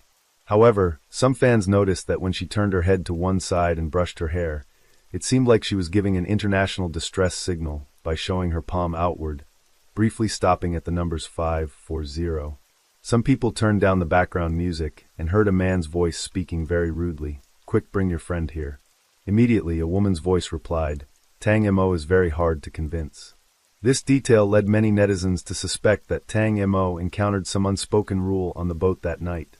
Both Tang Mo's mother and her close friend Anna stated that Tang Mo almost never participated in parties with wealthy entrepreneurs like that. She even despised such unspoken rules, believing they diminished her value.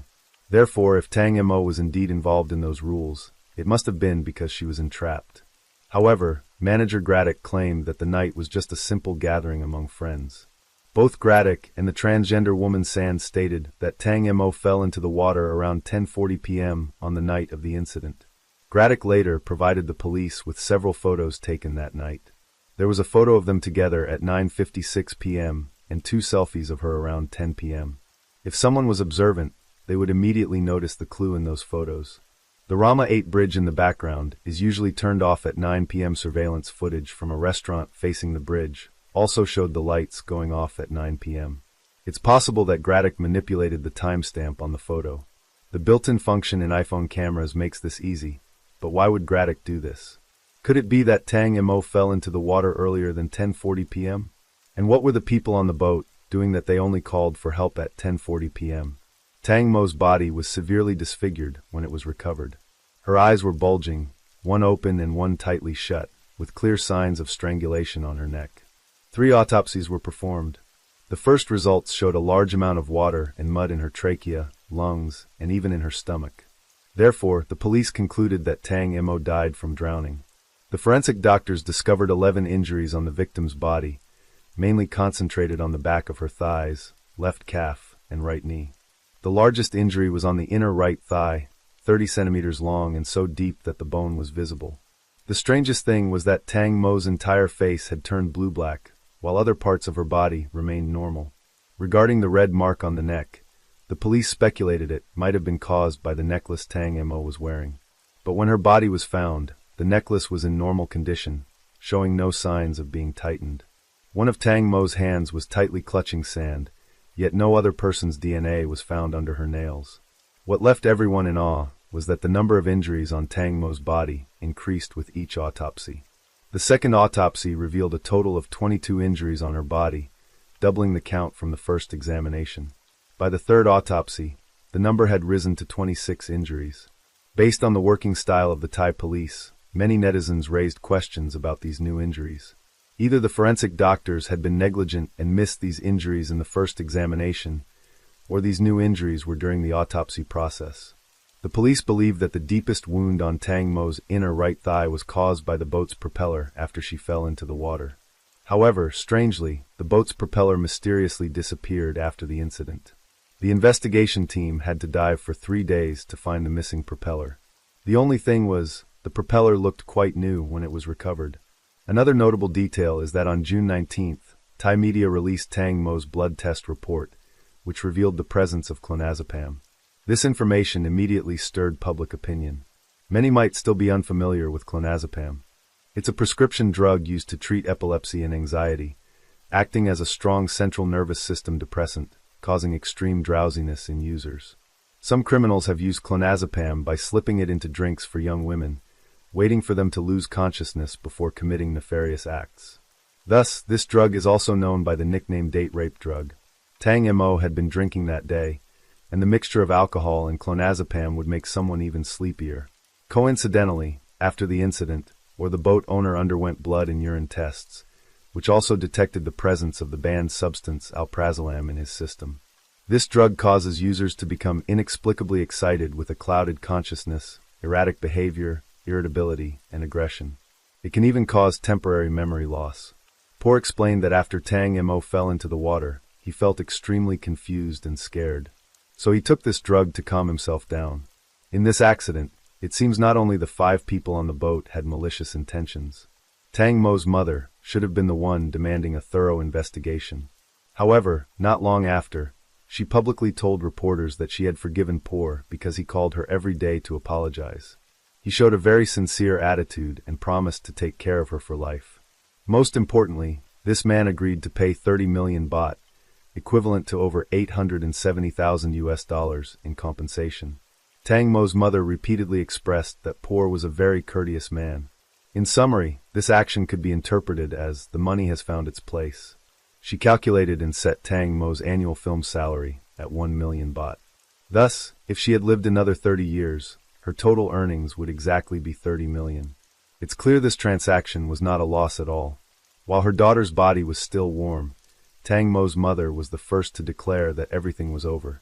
Her pursuit of money infuriated the Thai entertainment industry. Many famous stars posted photos taken with her saying, "My mother would never let me die unjustly for 30 million baht." Even Tang Mo's boyfriend couldn't bear it and stated, "For me, no amount of money can buy justice for my sister. I really don't know what's happening with my mother anymore."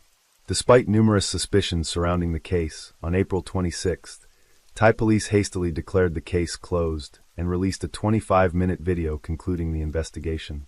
They stated they had summoned a total of 134 witnesses over more than 2 months since the incident, meticulously analyzed 200 video clips, 88 pieces of physical evidence, 47 investigation reports, and concluded that Tang Mo's death was due to negligence. The time she fell into the river was determined to be at 10:34 p.m. on February 24th.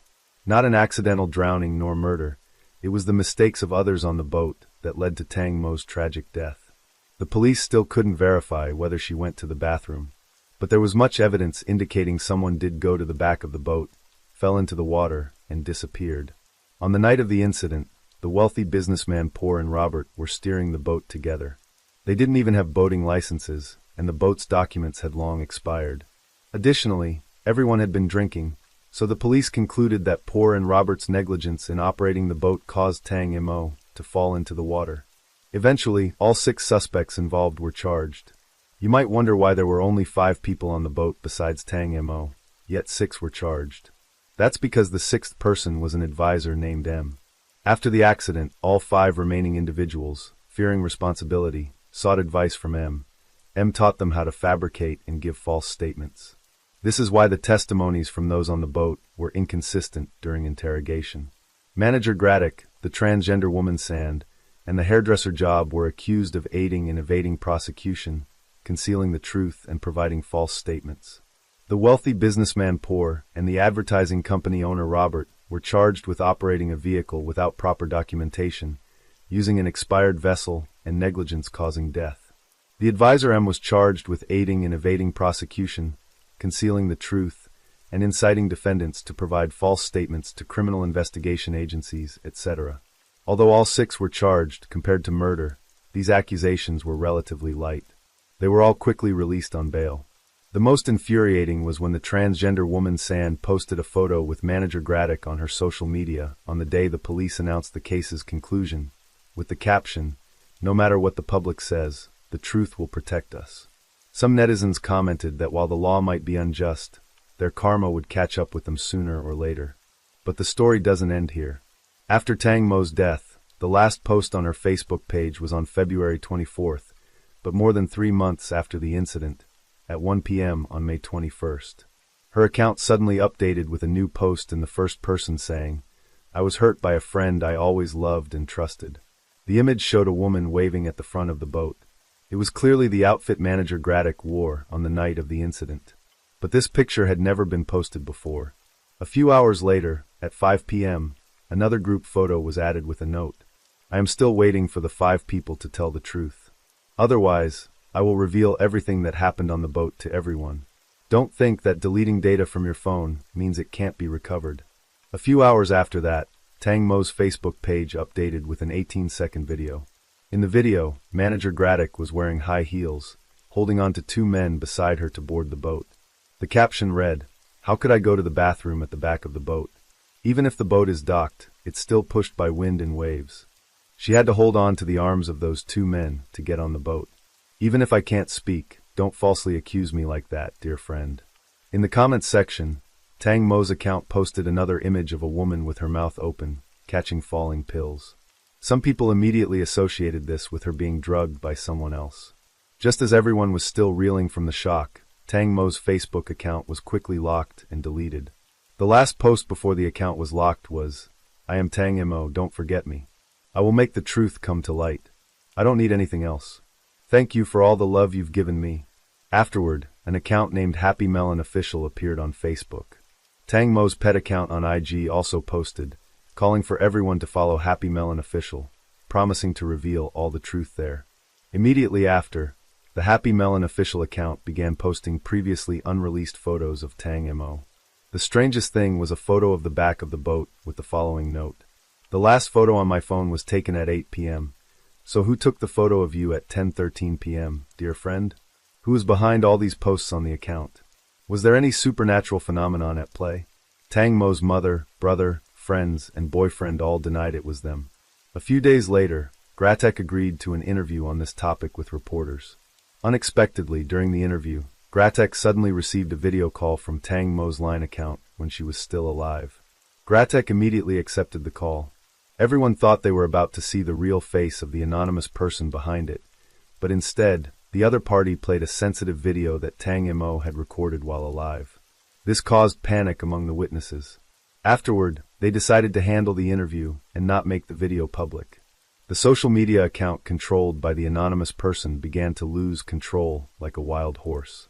They started updating with some private images unrelated to Tang Mo's case, including some suggestive selfies Tang Mo had taken in her room. At first, everyone thought the anonymous person was advocating for justice, but as things developed, it became clear that the intentions behind this were far from simple. However, before things could heat up, Thai media uncovered the true identity of the anonymous person.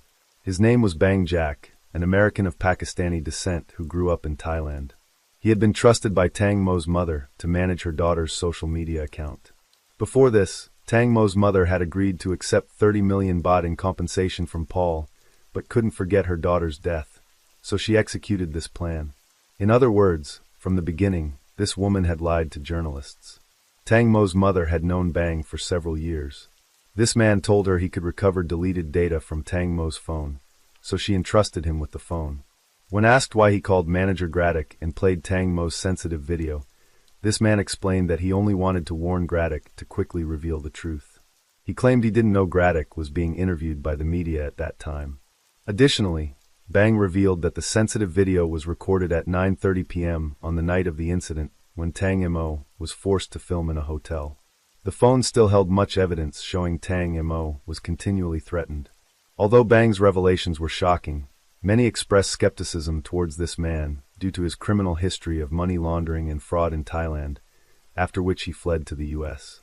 Some even said he had threatened an ex-partner with sensitive images. His reputation could be said to be completely ruined. Regardless of the veracity of the information Bang provided, just looking at his posting of Tang Mo's private images shows that Tang Mo's mother had trusted the wrong person. The sensational information on Tang Mo's social media further escalated public attention to the case in Thailand. The police's conclusions almost lost their meaning. Meanwhile, some non-governmental organizations demonstrated their capability in seeking the truth. Notably, there was a well-known figure in Thailand called the Genius Old Man. The Genius Old Man's real name is Acharya Roengrattanapong. In Thai, Acharya means genius, so everyone calls him Genius Old Man. This 55-year-old man was previously a construction engineer.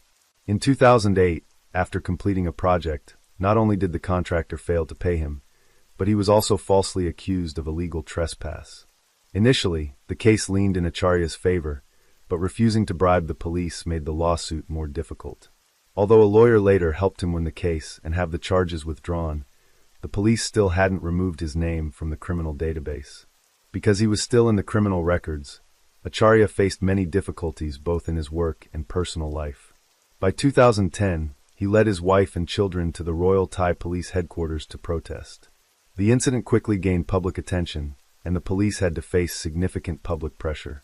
Eventually, Acharya was removed from the criminal records.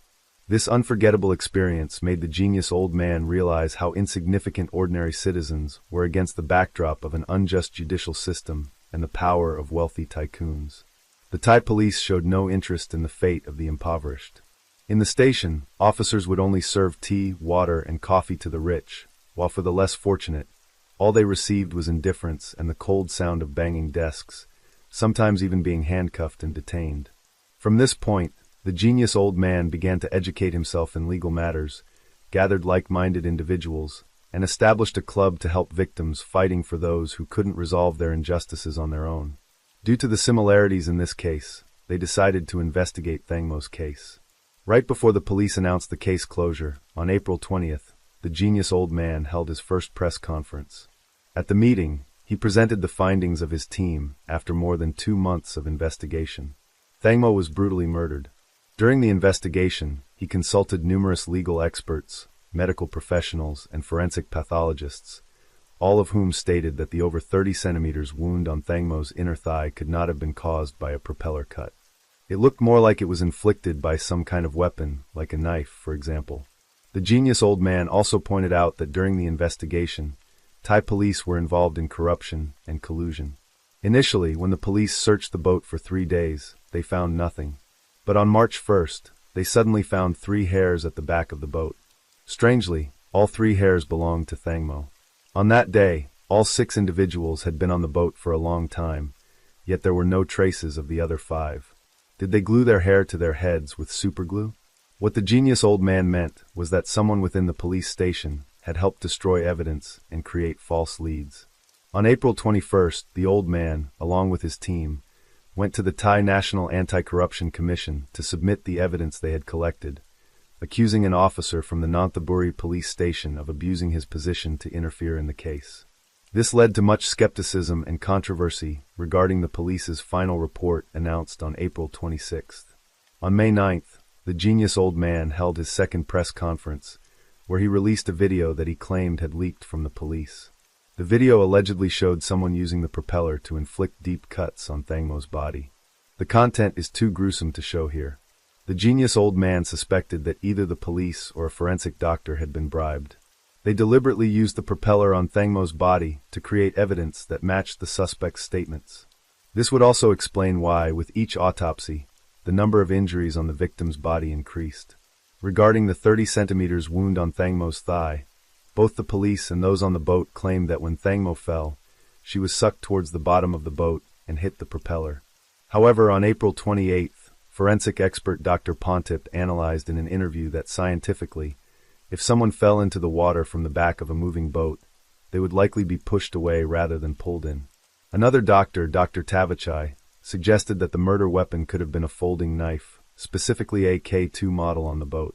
He even recorded a video demonstrating cutting pork with the K2 folding knife. The results showed a clean cut with depth and shape matching the wound on Thangmo's thigh. A surveillance video from the day of the incident showed the businessman not using a bottle opener to uncork the wine. From his actions, one could infer that he was using the K2 knife. Moreover, coincidentally, on the piece of paper Thangmo's mother received with the mysterious CD, there was also the K2 symbol.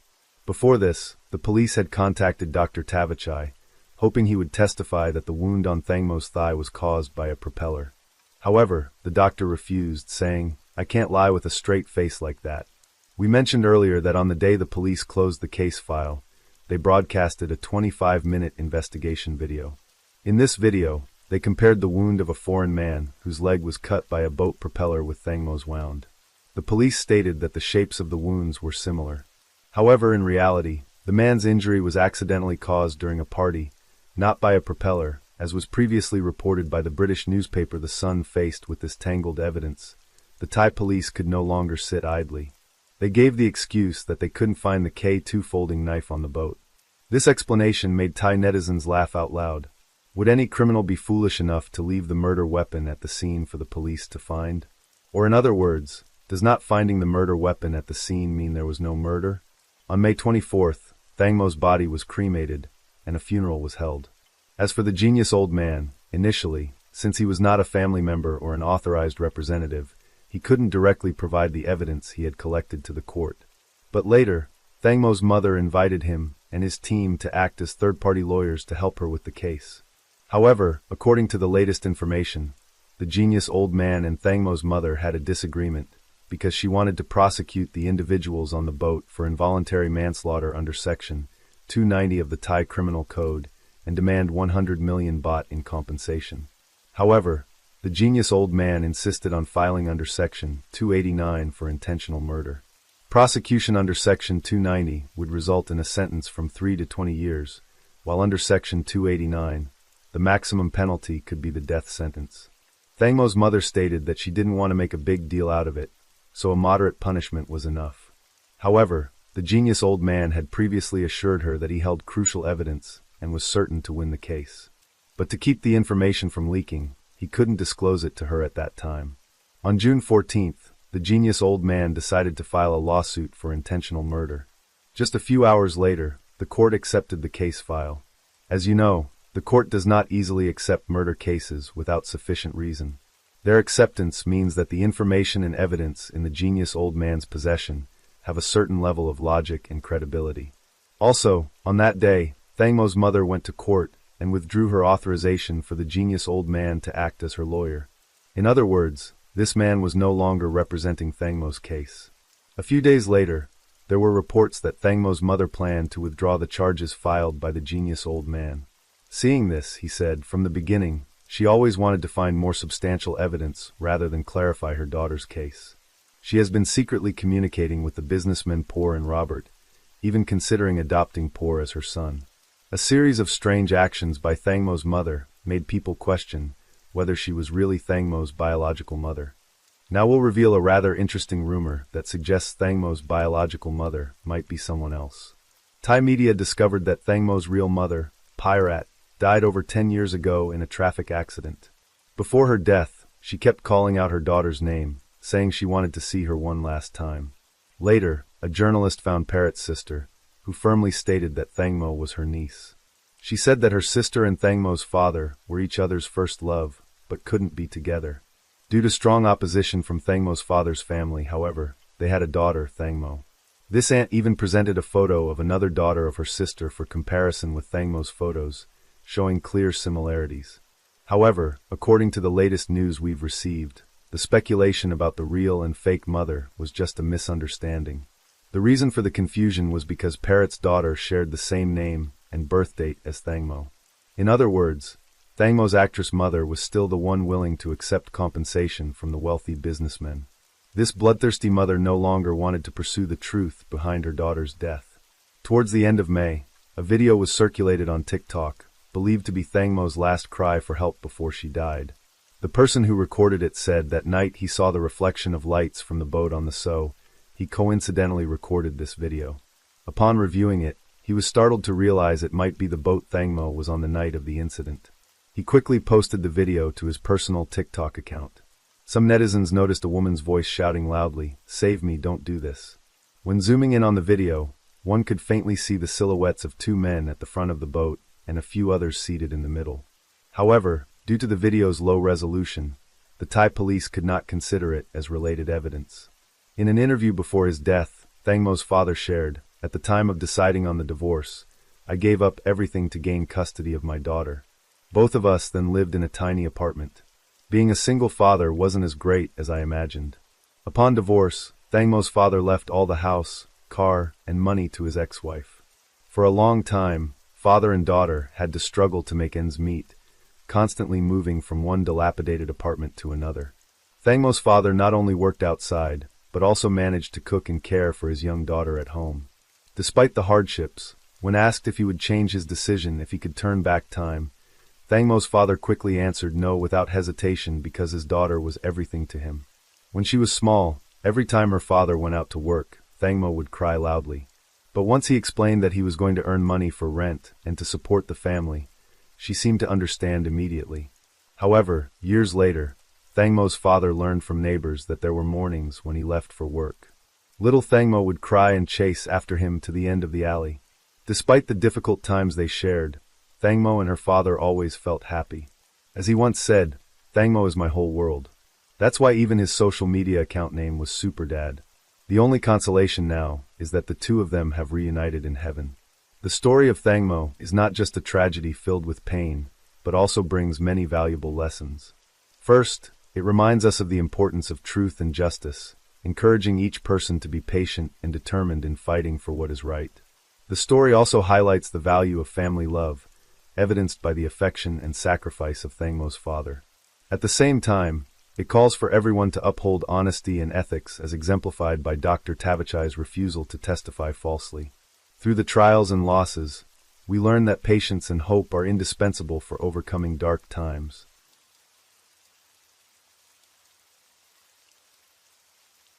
Story 5. On a winter afternoon in the Netherlands, an old car quietly glided down a deserted rural road. Inside were 4 young friends who had just wrapped up a lively weekend gathering. None of them could have imagined that this peaceful moment was as fragile as the winter sunlight, arriving and vanishing in an instant. Just a few days later, a crime shattered the tranquility of the small town. The crime scene was none other than the forest where they had recently strolled together.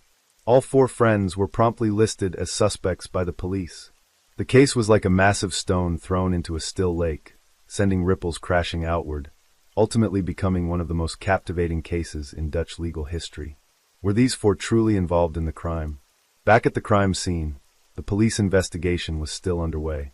The modest wooden house sat quietly in the dense forest on the eastern outskirts of Putten, next to a narrow, winding, deserted road. The single-story structure had no surrounding fence, blending seamlessly with the natural surroundings. It had 2 entrances. The front door faced the road, connected to a gravel path leading to the main street. The back door was at the rear, accessible only by circling past a makeshift garage nearby. What caught the police's attention was that the front door was locked from the inside, ruling out the possibility that the perpetrator exited that way. Meanwhile, the back door was locked from the outside, with the key still in its usual spot in the garage, where the family typically kept it.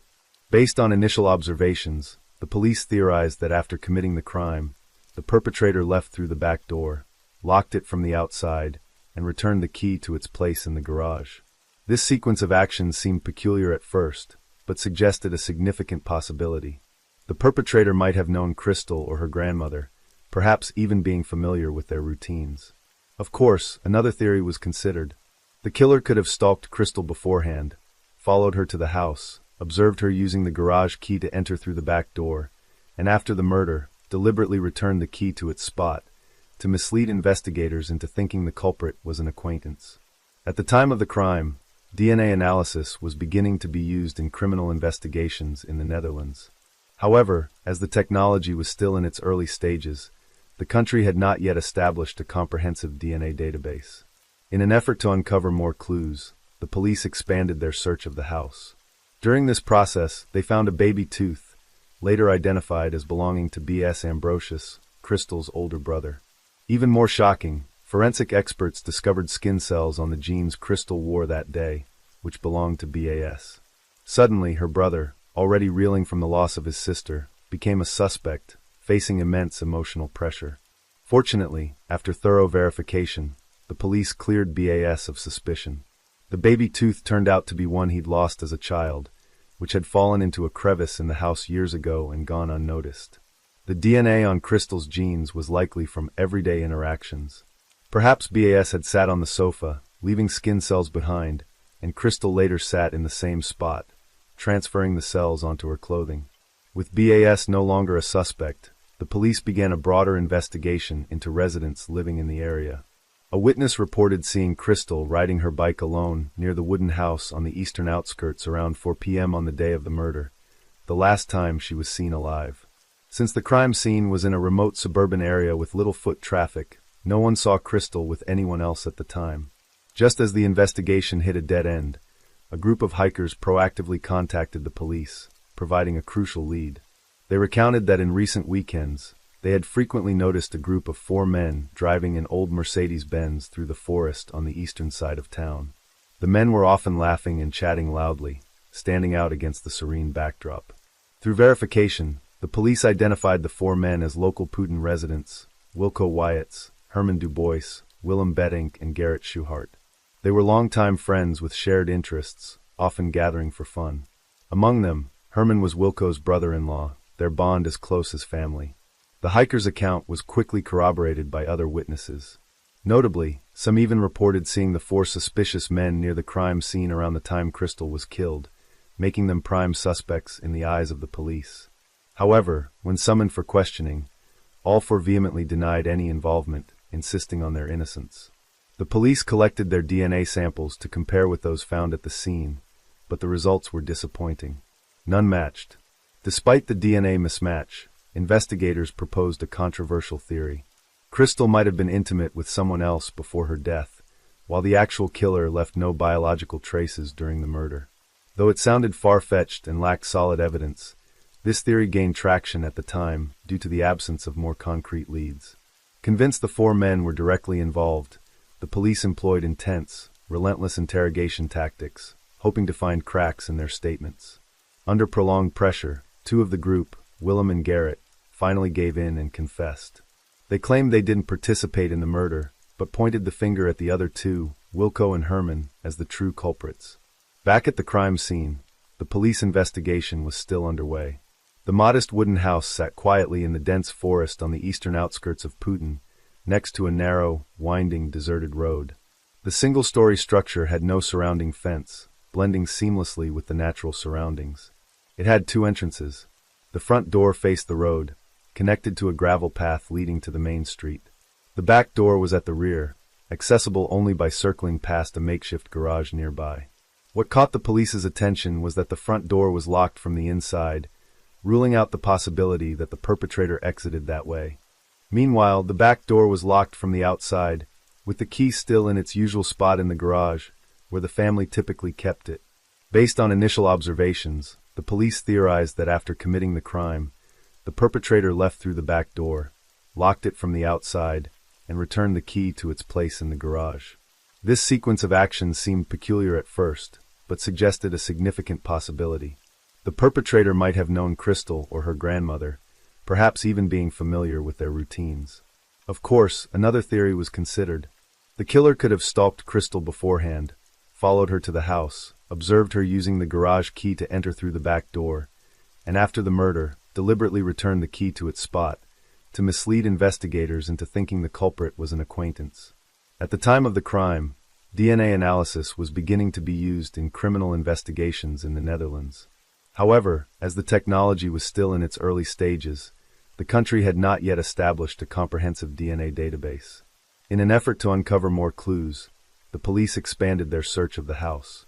During this process, they found a baby tooth, later identified as belonging to Bas Ambrosius, Crystal's older brother. Even more shocking, forensic experts discovered skin cells on the jeans Crystal wore that day, which belonged to Bas. Suddenly, her brother, already reeling from the loss of his sister, became a suspect, facing immense emotional pressure. Fortunately, after thorough verification, the police cleared Bas of suspicion. The baby tooth turned out to be one he'd lost as a child, which had fallen into a crevice in the house years ago and gone unnoticed. The DNA on Crystal's jeans was likely from everyday interactions. Perhaps Bas had sat on the sofa, leaving skin cells behind, and Crystal later sat in the same spot, transferring the cells onto her clothing. With Bas no longer a suspect, the police began a broader investigation into residents living in the area. A witness reported seeing Crystal riding her bike alone near the wooden house on the eastern outskirts around 4 p.m. on the day of the murder, the last time she was seen alive. Since the crime scene was in a remote suburban area with little foot traffic, no one saw Crystal with anyone else at the time. Just as the investigation hit a dead end, a group of hikers proactively contacted the police, providing a crucial lead. They recounted that in recent weekends, they had frequently noticed a group of 4 men driving an old Mercedes-Benz through the forest on the eastern side of town. The men were often laughing and chatting loudly, standing out against the serene backdrop. Through verification, the police identified the 4 men as local Putin residents, Wilco Wyatts, Herman Dubois, Willem Bedink, and Garrett Schuhart. They were longtime friends with shared interests, often gathering for fun. Among them, Herman was Wilco's brother-in-law, their bond as close as family. The hiker's account was quickly corroborated by other witnesses. Notably, some even reported seeing the 4 suspicious men near the crime scene around the time Crystal was killed, making them prime suspects in the eyes of the police. However, when summoned for questioning, all 4 vehemently denied any involvement, insisting on their innocence. The police collected their DNA samples to compare with those found at the scene, but the results were disappointing. None matched. Despite the DNA mismatch, investigators proposed a controversial theory. Crystal might have been intimate with someone else before her death. While the actual killer left no biological traces during the murder, though it sounded far-fetched and lacked solid evidence, this theory gained traction at the time due to the absence of more concrete leads. Convinced the 4 men were directly involved, the police employed intense, relentless interrogation tactics, hoping to find cracks in their statements. Under prolonged pressure, two of the group, Willem and Garrett, finally gave in and confessed. They claimed they didn't participate in the murder, but pointed the finger at the other two, Willem and Garrett, as the true culprits. According to Willem and Garrett, on the afternoon of the murder, the four were driving around the outskirts of Put 10, as usual. As their car passed the wooden house where the crime occurred, they spotted Crystal cycling alone. At that moment, Willem and Garrett suddenly asked the others to leave first, then got out of the car and secretly followed Crystal toward the house nearby. Not long after, Willem and Garrett returned to the house by car. Through the window, they saw Crystal being attacked. Though they claimed to have witnessed the entire incident, they chose to stay silent. When Wilco and Herman left the scene, the group acted as if nothing had happened and drove away together. The police confronted Wilco and Herman with Willem and Garrett's statements. Learning they had been accused by their friends, the two were furious, steadfastly denying any involvement in the crime. However, the police didn't believe in their innocence and intensified their interrogations, prolonging sessions and applying greater pressure. Eventually, the psychological strain became too much, and Wilco and Herman admitted to being involved in Crystal's death. A year after the murder, the case went to trial at the Arnhem Court of Appeals. The prosecution relied on two main pieces of evidence: the statements of the two friends and the confessions of the defendants. Despite the lack of concrete physical evidence, the Arnhem Court convicted Wilco and Herman of murder, sentencing each to 10 years in prison. When the verdict was announced, Anya, Wilco's sister, and Herman's wife could hardly believe it. She and Herman had lived harmoniously, raising 2 children in a loving home. But the moment her husband was convicted, her life crumbled. She knew her brother and husband well, gentle, calm men who couldn't possibly have brutally killed an innocent woman. Public opinion at the time was rife with skepticism. Many found the police's explanation for the DNA mismatch, suggesting Crystal may have been intimate with someone else, unconvincing and baseless, far from sufficient to justify a conviction. Amid these dissenting voices, 2 prominent figures played a pivotal role. The first was Peter R. de Vries, a renowned crime journalist and host of a popular Dutch talk show focused on high-profile criminal cases. His program had shattered viewership records and wielded significant societal influence. The second was Jean Blau, a retired police chief from Rotterdam and the first Dutch officer trained by the U.S. Federal Bureau of Investigation, FBI. Though retired, he maintained a deep interest in unsolved cases. Notably, Crystal's murder wasn't part of his prior caseload, but he followed the case out of personal interest. Both Peter and Jean believed Wilco and Herman were innocent, prompting them to collaborate and push for a retrial.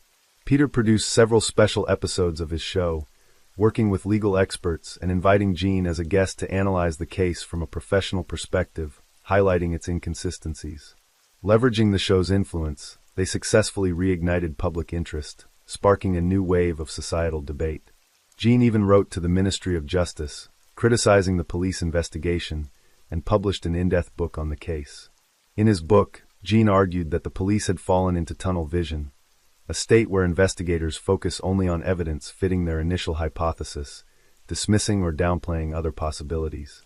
In Crystal's case, Jean believed the police had identified suspects too early, leading to bias and a loss of necessary objectivity.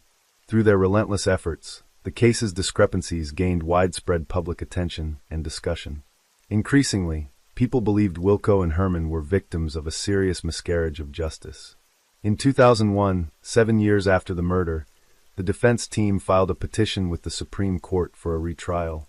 This time, a breakthrough came. The Supreme Court found flaws in the Arnhem Court's prior ruling, overturned the verdict, and ordered a new trial. By 2002, Wilco and Herman had served 7 years. Due to good behavior and having completed over 2/3 of their sentence, they were granted parole. Returning to the outside world, both carried the hope that the upcoming trial would clear their names.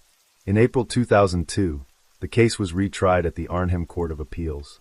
Based on the DNA evidence that didn't match the defendants, the court declared Wilco and Herman not guilty, releasing them immediately. Having been wrongfully imprisoned for 7 years, each was awarded compensation of 900,000 euros, approximately $950,000 at the 2002 exchange rate. During that fateful trial, Wilco and Herman sat in tense anticipation as they awaited the verdict. When the judge pronounced the words, "not guilty," they exchanged a look, their eyes brimming with indescribable emotion. For Anya, Herman's wife, those 7 years had been a tormenting journey. While her husband was incarcerated, she and their children faced constant scrutiny and scorn from others. The family endured harassing phone calls, yet Anya dared not ignore them, fearing she might miss crucial updates about her husband. Despite the harsh circumstances, Anya never abandoned hope of proving her husband's innocence. She unwaveringly believed in Herman's kindness and integrity. Now justice had finally prevailed, and the small family, having endured immense hardship, could hold hands and step out of the darkness, reclaiming a happiness they thought was lost forever. However, the case was far from closed. If Wilco and Herman were innocent, then who was the real killer? In 2006, 12 years after the murder, the Dutch Public Prosecution Service decided to reinvestigate the case. By then, DNA technology had advanced significantly, and the national DNA database had been expanded and refined. A key development came from a 2004 law requiring individuals with criminal records to submit DNA samples for storage, a change that led to a stunning breakthrough in the Putin case. In 2008, the Netherlands Forensic Institute sent an urgent report to the judiciary. A DNA sample perfectly matched the evidence collected from Christel's crime scene. The match belonged to Ronald Piper, who was 19 at the time of the murder and currently resided in Delft. Piper had been convicted in 2005 for assaulting his girlfriend, and that case had led to his DNA being stored, ultimately exposing the truth. The analysis confirmed that Ronald's DNA matched the samples found on Christel's body, making him the primary suspect. Investigations revealed that Ronald was born and raised in Putin, living just a few hundred meters from the crime scene. At the time of the murder, the police had conducted door-to-door inquiries and collected DNA samples from local residents, including Ronald, but he had adamantly refused to provide a sample, claiming he was always at home and uninvolved. Since the police were already focused on Wilco and Herman, Ronald easily slipped through the cracks. Further investigation uncovered Ronald's troubled past. He was known for starting fights, displaying violence, and engaging in disruptive behavior. A challenge in the initial investigation was the missing underwear and boots of the victim, which compromised the completeness and objectivity of the evidence. The defense argued that the DNA could have been left during a consensual encounter, and the possibility of a third party committing the crime couldn't be ruled out. However, the prosecution strongly refuted this, pointing out that despite the missing items, the latest tests confirmed Ronald's DNA at critical locations. Traces on the victim's thigh, skin cells under her fingernails, and the inner lining of her jeans. Notably, the skin under her nails indicated Christel had fought back, scratching her attacker in self-defense. After 4 months of trial, the court convicted Ronald Piper of murder, sentencing him to 15 years in prison. The defense, deeming the harsh, rejected the verdict and immediately appealed. However, the appeals court not only upheld the conviction, but increased the sentence to 18 years. Ultimately, the Supreme Court of the Netherlands issued a final ruling. Ronald would serve 15 years and 6 months. As for the motive, some experts speculated that Ronald Piper might suffer from borderline personality disorder, a condition that can trigger impulsive and dangerous behavior. Assessments of Ronald's character were deeply divided. Some viewed him as kind and well-regarded, while others described him as cold, detached, and prone to violence. Ronald exhibited unsettling behaviors, such as collecting photos of women and annotating them with personal details. His family relationships were also strained. He repeatedly claimed to have been abused by his father, harboring deep resentment toward him. Ronald's parents were ashamed of their son's crimes. After his conviction and imprisonment, his father visited only once, while his mother, furious, declared that if she saw Ronald again, she'd attack him herself. Just as the public believed the case was finally closed, a shocking revelation emerged from within the prison. Ronald confessed to a fellow inmate that, besides Christel, he had killed another person. The inmate immediately reported this confession. The case unfolded in 2005 in the town of Rijswijk, southwestern Netherlands, not far from Delft, where Ronald was living at the time. The victim was a 22-year-old student named Anneke van der Stap, who lived with her foster father. Anneke had a close friend in Enschede, a city in eastern Netherlands. On a summer evening, Anneke prepared to visit her friend. She packed her handbag, phone, and laptop, leaving home to catch a train at the Hague Central Station, planning to return later that night. But by the early hours of the next morning, Her foster father grew concerned when she didn't return. He tried calling her phone, but the call wouldn't connect due to a depleted account balance. He then contacted Annika's friend to ask if she had stayed overnight, only to learn that the friend had seen her onto the train back home. Around 9:30 p.m. that night, Annika was dropped off at the station, and her friend watched her board the train. Based on the train schedule, Annika should have arrived back at the Hague Central Station around midnight, then taken the last tram home. Yet, she never appeared. Her foster father's worry deepened. Early the next morning, he reported her disappearance to the local police. Upon receiving the report, the police immediately traced Annika's phone signal. The last signal was recorded at 2:15 a.m. in the Lindedwin area, a residential neighborhood in The Hague.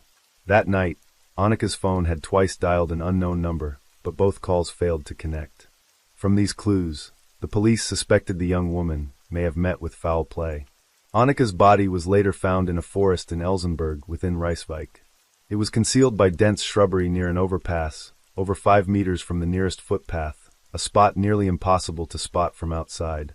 Since the discovery occurred in summer, the body had partially decomposed, making it extremely difficult to determine the time and cause of death. However, some signs at the scene suggested she may have been assaulted before her death. Annika's personal belongings, her handbag, laptop, and phone were missing. The police launched a public appeal for information, particularly targeting those who had been on the train from Enschede to The Hague that night. Despite their efforts, the case saw little progress for a long time. In desperation, Annika's foster father sought help from a crime journalist, none other than Peter, who had played a key role in pushing for the reinvestigation of the Putin case. Peter brought Annika's disappearance to national television, urging the public to help find leads. A few witnesses reported seeing a white van near the area, but beyond this, no significant clues emerged. Interestingly, during the investigation, a group of psychics claimed to have obtained case-related insights through spiritual communication. They provided the police with a report detailing the victim's movements and suspect information, though the specific findings were not widely disclosed. That same year, when Ronald Piper was convicted for Crystal's murder, his case received widespread media coverage. Annika's foster father began to suspect Ronald might be linked to his daughter's case, and hoped the authorities would investigate him further. Unexpectedly, shortly after, Ronald voluntarily revealed in prison that he was involved in Annika's case, a revelation that marked a major breakthrough in the investigation. The police investigated Ronald's whereabouts at the time of the crime. He lived in Delft, a city adjacent to Rijswijk, where Annika's body was found. At the time, Ronald worked as a truck driver for an auction company in The Hague. He owned a white van, but sold it shortly after the incident. According to acquaintances, Ronald frequently drove to Rijswijk to fish, and one of his regular fishing spots was near the location where Annika's body was discovered. The police then reviewed security camera footage within the range of the cell tower Annika's phone last pinged, focusing on whether Ronald appeared near the scene. Footage from a gas station camera revealed that, at around 2:30 a.m., just after Annika's phone signal was lost, Ronald drove his white van to the station. Furthermore, transaction records confirmed that Ronald used Annika's bank card to make a purchase there, buying a few sandwiches and an ice cream. This critical evidence directly tied Ronald to Annika's case. As the investigation continued, the police gathered more evidence solidifying the suspicions against Ronald. Knowing Annika had her laptop with her before disappearing, they examined Ronald's electronic devices. They discovered that the hard drive in his computer belonged to Annika. It contained numerous comic images she loved, a genre Ronald had never shown interest in.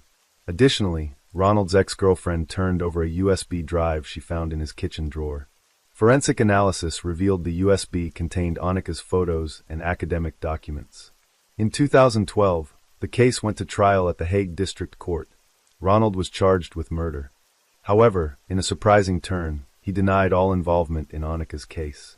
At the trial, Ronald claimed he had merely stolen Annika's belongings from somewhere else. He argued that the person in surveillance footage wasn't him, but another man with a similar appearance and clothing style. The police, however, found this defense unconvincing and urged the court to impose a life sentence. Despite this, the district court acquitted Ronald of murder, citing a lack of direct evidence proving his involvement in the killing. Unwilling to accept the ruling, the prosecution immediately appealed, again pushing for a life sentence. After 2 years of appeals, The appellate court concluded there was no evidence of premeditated murder, thus insufficient grounds for a murder conviction. However, Ronald was found guilty of manslaughter and sentenced to 4 years and 6 months in prison. Following the verdict, public opinion was sharply divided. Some argued the sentence was too lenient, failing to serve as a deterrent or deliver justice for the victim. Others questioned whether Ronald might have been wrongfully convicted, doubting the validity of his confession in prison and suggesting it could be baseless fabrication. Some even wrote books challenging the court's ruling based on evidence analysis, reigniting questions about the Putin case and whether Ronald was truly Crystal's killer. Crystal's family has never escaped the pain of losing her, and the relentless media scrutiny and public discourse were like stones thrown into a still lake, constantly stirring up the painful memories they tried to bury. In an interview, Crystal's mother shared her deep bitterness, condemning the media and public for their intense focus on the case, which infringed on her family's privacy and deepened their grief. She recounted how, during Crystal's funeral, a journalist posing as a police officer attempted to secretly photograph her daughter's body, but was fortunately caught and stopped in time. What pained the mother most was a TV production team reenacting the crime scene right near her home. One day, returning from work, she passed a familiar street corner and suddenly saw a girl cycling by. From her silhouette to her hair fluttering in the wind, everything reminded her of Crystal, her daughter, who was gone forever. In that moment, instinctively, she called out, "Crystal," but a second later, reality pulled her back to the cold truth. Her daughter was no longer in this world and would never appear again. Yet strangers continued to visit the neighborhood, probing about the case, reopening wounds that had yet to heal. For Crystal's family, a peaceful life had become an unattainable dream. Time passed quietly. By 2022, Ronald had served 2/3 of his sentence. Predictably, he applied for parole. However, the court rejected his request, stating he didn't meet the conditions for early release and that his crimes were too severe to be easily forgiven by the law. The news stories that once stirred public outrage and the scrutinizing gaze of society were like a tidal wave, fierce and overwhelming, before being swept away by time, leaving behind a quiet aftermath. All that remained was a cold gravestone bearing Crystal's name, standing silently, guarding time and pain like a restless soul forever watching over her loved ones.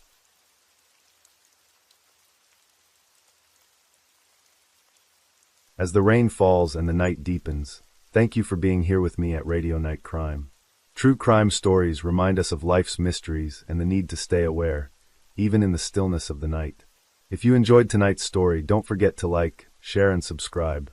Let the sound of the rain lull you to sleep, and until next time, stay safe, stay curious, and let the night keep you company.